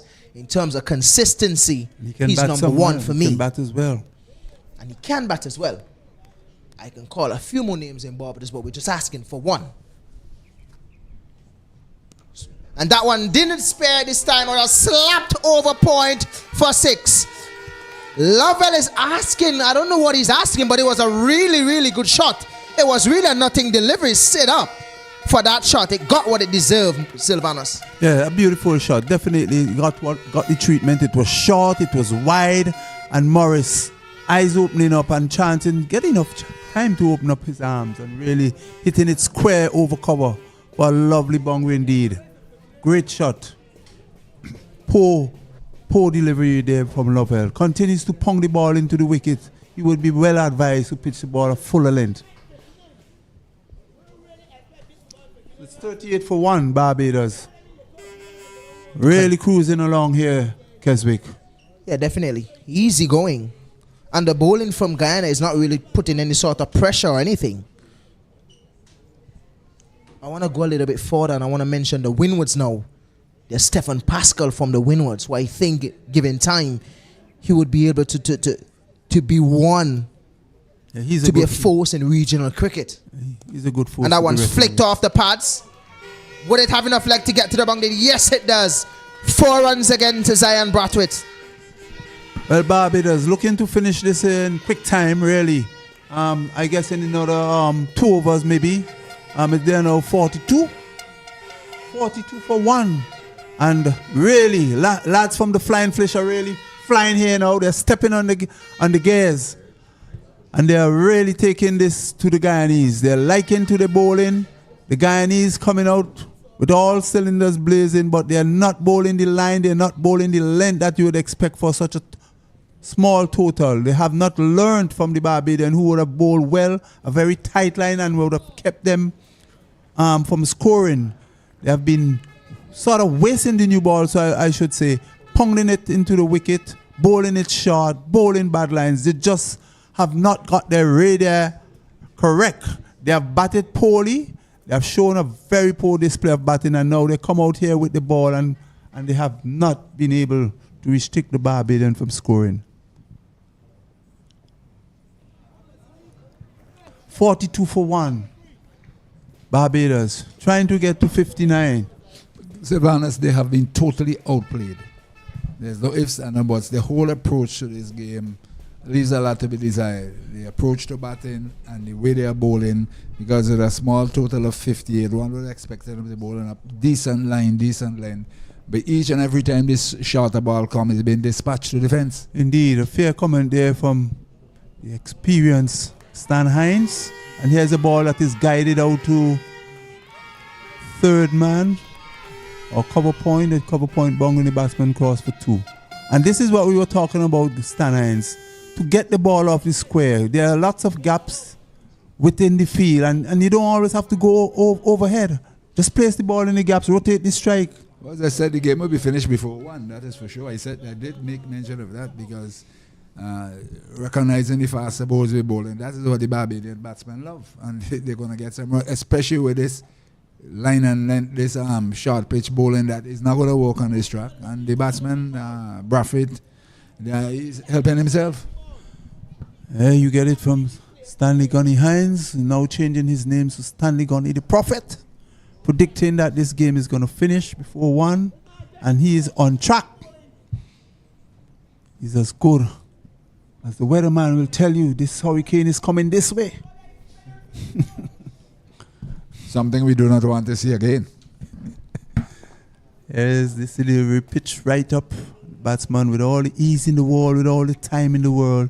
That brings number 6 over to an end, and the Barbados total on to 44. 44 for 1, Stan Hines. Your thought of the play so far? Yes, and the Barbados batsmen are cruising along to victory here. It's really a matter of time. And the Guyanese were deflated with the innings that they made, only 58. It takes very strong minds to go out there and try to get the opposition out, because it's not easy to look at 58. If even they were to bowl very tight over, they could have stretched it, but they try to bowl the short pitch delivery, and the Barbados do love it. So what has happened, it becomes a walk in the park for Barbados. Yes, and with the change in the rule where seamers have to bowl 10 overs, had they kept a very tight line, it would have been good to see that they would be able to do that and bring their spinners, because they have a very good spinning attack. We would have loved to see the spinners come into the attack, but it seems, Gunny, that we would not be able to see their spinners in operation here. Yeah, but I want to find out something from you all. Is it a stated fact in the rules that you have to bowl fast bowlers? I'm just asking. I have not seen the conditions. Well, the thing with it is that CWI is looking to breed fast bowlers. I don't have a problem with that. We're looking to breed fast bowlers. Obviously, it may not work out, for all teams, because here we see, Guyana don't really have the fast bowlers that you may need to create problems earlier on in the first 10 overs. And that's a lovely shot. Huge hit with some authority as well from Zion Brathwaite. He's on and he's flying the kites for Barbados. Yes, it was another short delivery, and given the treatment it deserved, and really spanked it over the ropes. Another 6. As I said, Barbados is cruising. But I was asking the question, is it a fact and a rule that you have to bowl fast bowlers? That's all I want to find definitely. out. It is what CWI asks for, especially in this tournament. Yeah, just ask. Yes. Just ask. Because I'm saying you're dictating to the teams how you want the tournament to be played.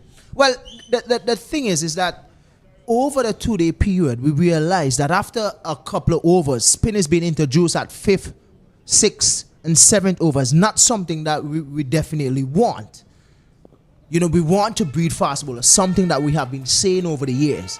And that's the only how we're going to breed fast bowlers, if we encourage fast bowlers to bowl. Yes, I do not have a problem with that. The thing about it is this. If you said that if they're saying, I haven't seen the rules, so I'll be careful. If they're saying the first 10 overs must be bowled by fast bowlers, that's fine with me. But how much beyond that are they have to bowl? I have a problem with that. 10 overs, 5 each, good spell. No problem, because the third bowler will be able to get a fairly new ball. It's only 10 overs. That's the point I want to make. Well, Lovelace has been taking the brunt of the Barbadian batting here. He has bowled 3.4 overs, 33 runs of the 53 have been scored off of him. This is really brutal. Well, he's in some good form. As we know, he usually opened the batting for Barbados, and he's very aggressive at the top. Him and Joshua Morris, I think they're really two good players that really flex their muscles really well. And the thing about the difference between them, these guys, and Kyle Jordan is that they get to the pitch and they play really good shot. Kyle Jordan don't really look for elegance. He looks for, let me beat it and get out of here. Yeah. He's more like a Johnson Charles type of batter. Definitely, definitely. But he's back in the hutch now, and he's watching his fellow Barbadians really enjoying their knock there out in the middle.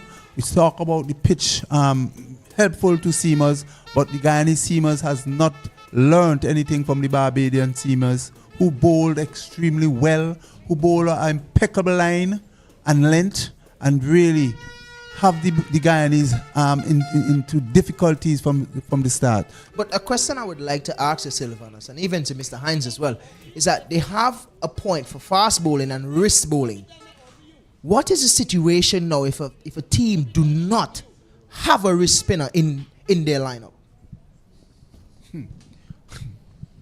Very good question. Very good. I guess you might just have to turn to another one of your non-consistent bowlers and say, just bowl a couple for me. Hopefully that probably might get a wicket or two. Because there are situations that I think may happen. Like, for example, Windwards. If they're playing, they have Kirsten Murray, who's a left-arm spinner. Watson Seaton, who's a left-arm spinner. I am trying to remember if there's a wrist spinner in the Windward Islands on the 19th setup. I think Jelani Joseph is in the Windward's team. But let's just say for some reason on a specific day that there's no leg spinners playing in one team, but the other team have like about 3. What's going to be the situation? As I see, you just have to call on one of your players to bowl a little leg spin. Play to the rules. Mr. Hines said to play with the rules. But it's always a ticklish situation. And when you have these sort of rules that's been implemented, they always bring some sort of complexity to the game. I mean, especially at this level, you want to grow leg spinners. You want to grow wrist spinners. You want to grow fast bowlers. But when you think of it, there's always somewhere along the line that you think about it so deep that you're like, wow, this could be the situation. What if? Well, you're not missing any cricket. This one being tucked off the legs down to backward squares, running close to the boundary. The batsman cross for 2 and possibly 3. You settle for 2. Score goes up to 57. 57 for 1. 57 for 1. Just 2 more runs required now, and Barbados will be comfortably home on this ground. But it's something, Keswick, we would have seen. In spite of that and the question you throw out, and let our listeners know, you're not missing any cricket or viewers. We have seen quite a number of leg spinners in this tournament, so they can't say that they don't have a source of. And here it is.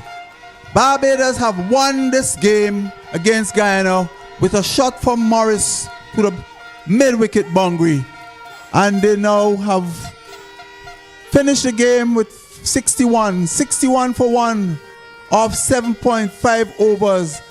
What we will call a very scintillating knock from the Barbadian, losing only 1 wicket And that is the wicket of Dawn to a very loose shot down the leg side. But we just want to let you know, Barbados are victors here in this encounter between Guyana and Barbados. We remind you that Barbados was winning the toss and electing to bat. Guyana were bowled out for 58, and now Barbados will playing with 61 for 1, winning the game in just a few overs. Well, there's a big gulf between both teams. You can definitely see the approach of the Barbadians as against the approach from the Guyanese. And Barbados deservedly, I believe, has taught the Guyanese a lesson in terms of cricket based on what we are seeing today.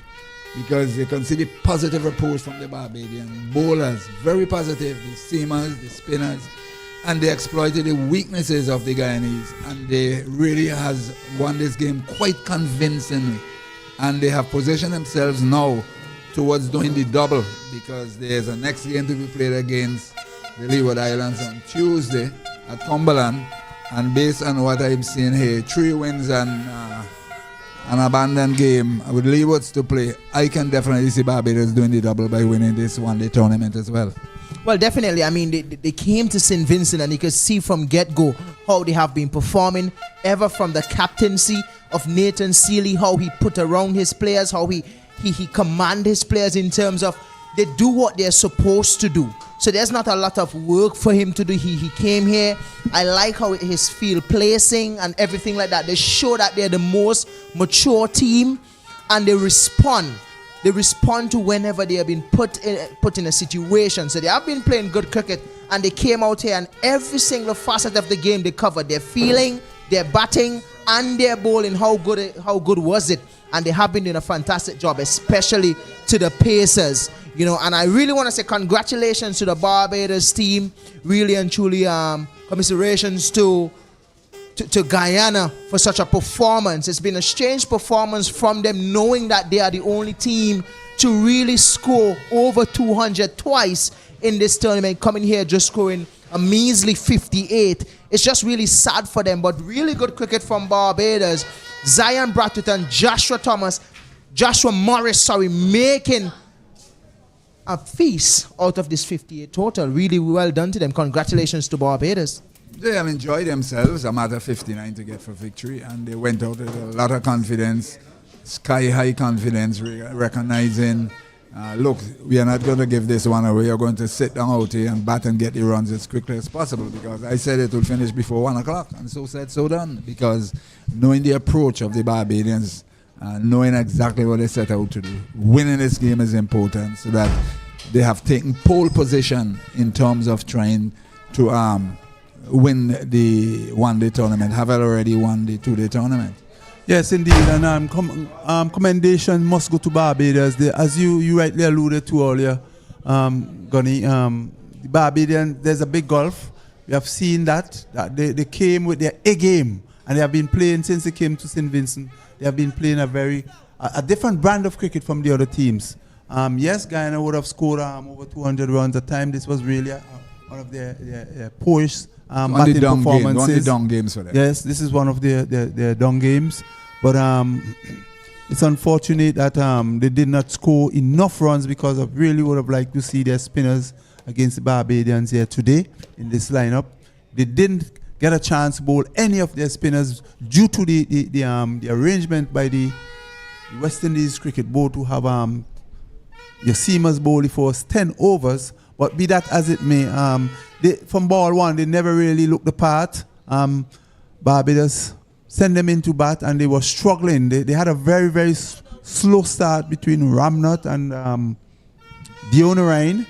And then after they lose that partnership, which lasted a very long time, and didn't get to 50, they were struggling. It was a downhill task for Guyana. Yes, what happened, the wickets fell for Guyana at 18 and 42. They lost their second wicket, and the next 16 runs brought 8 wickets.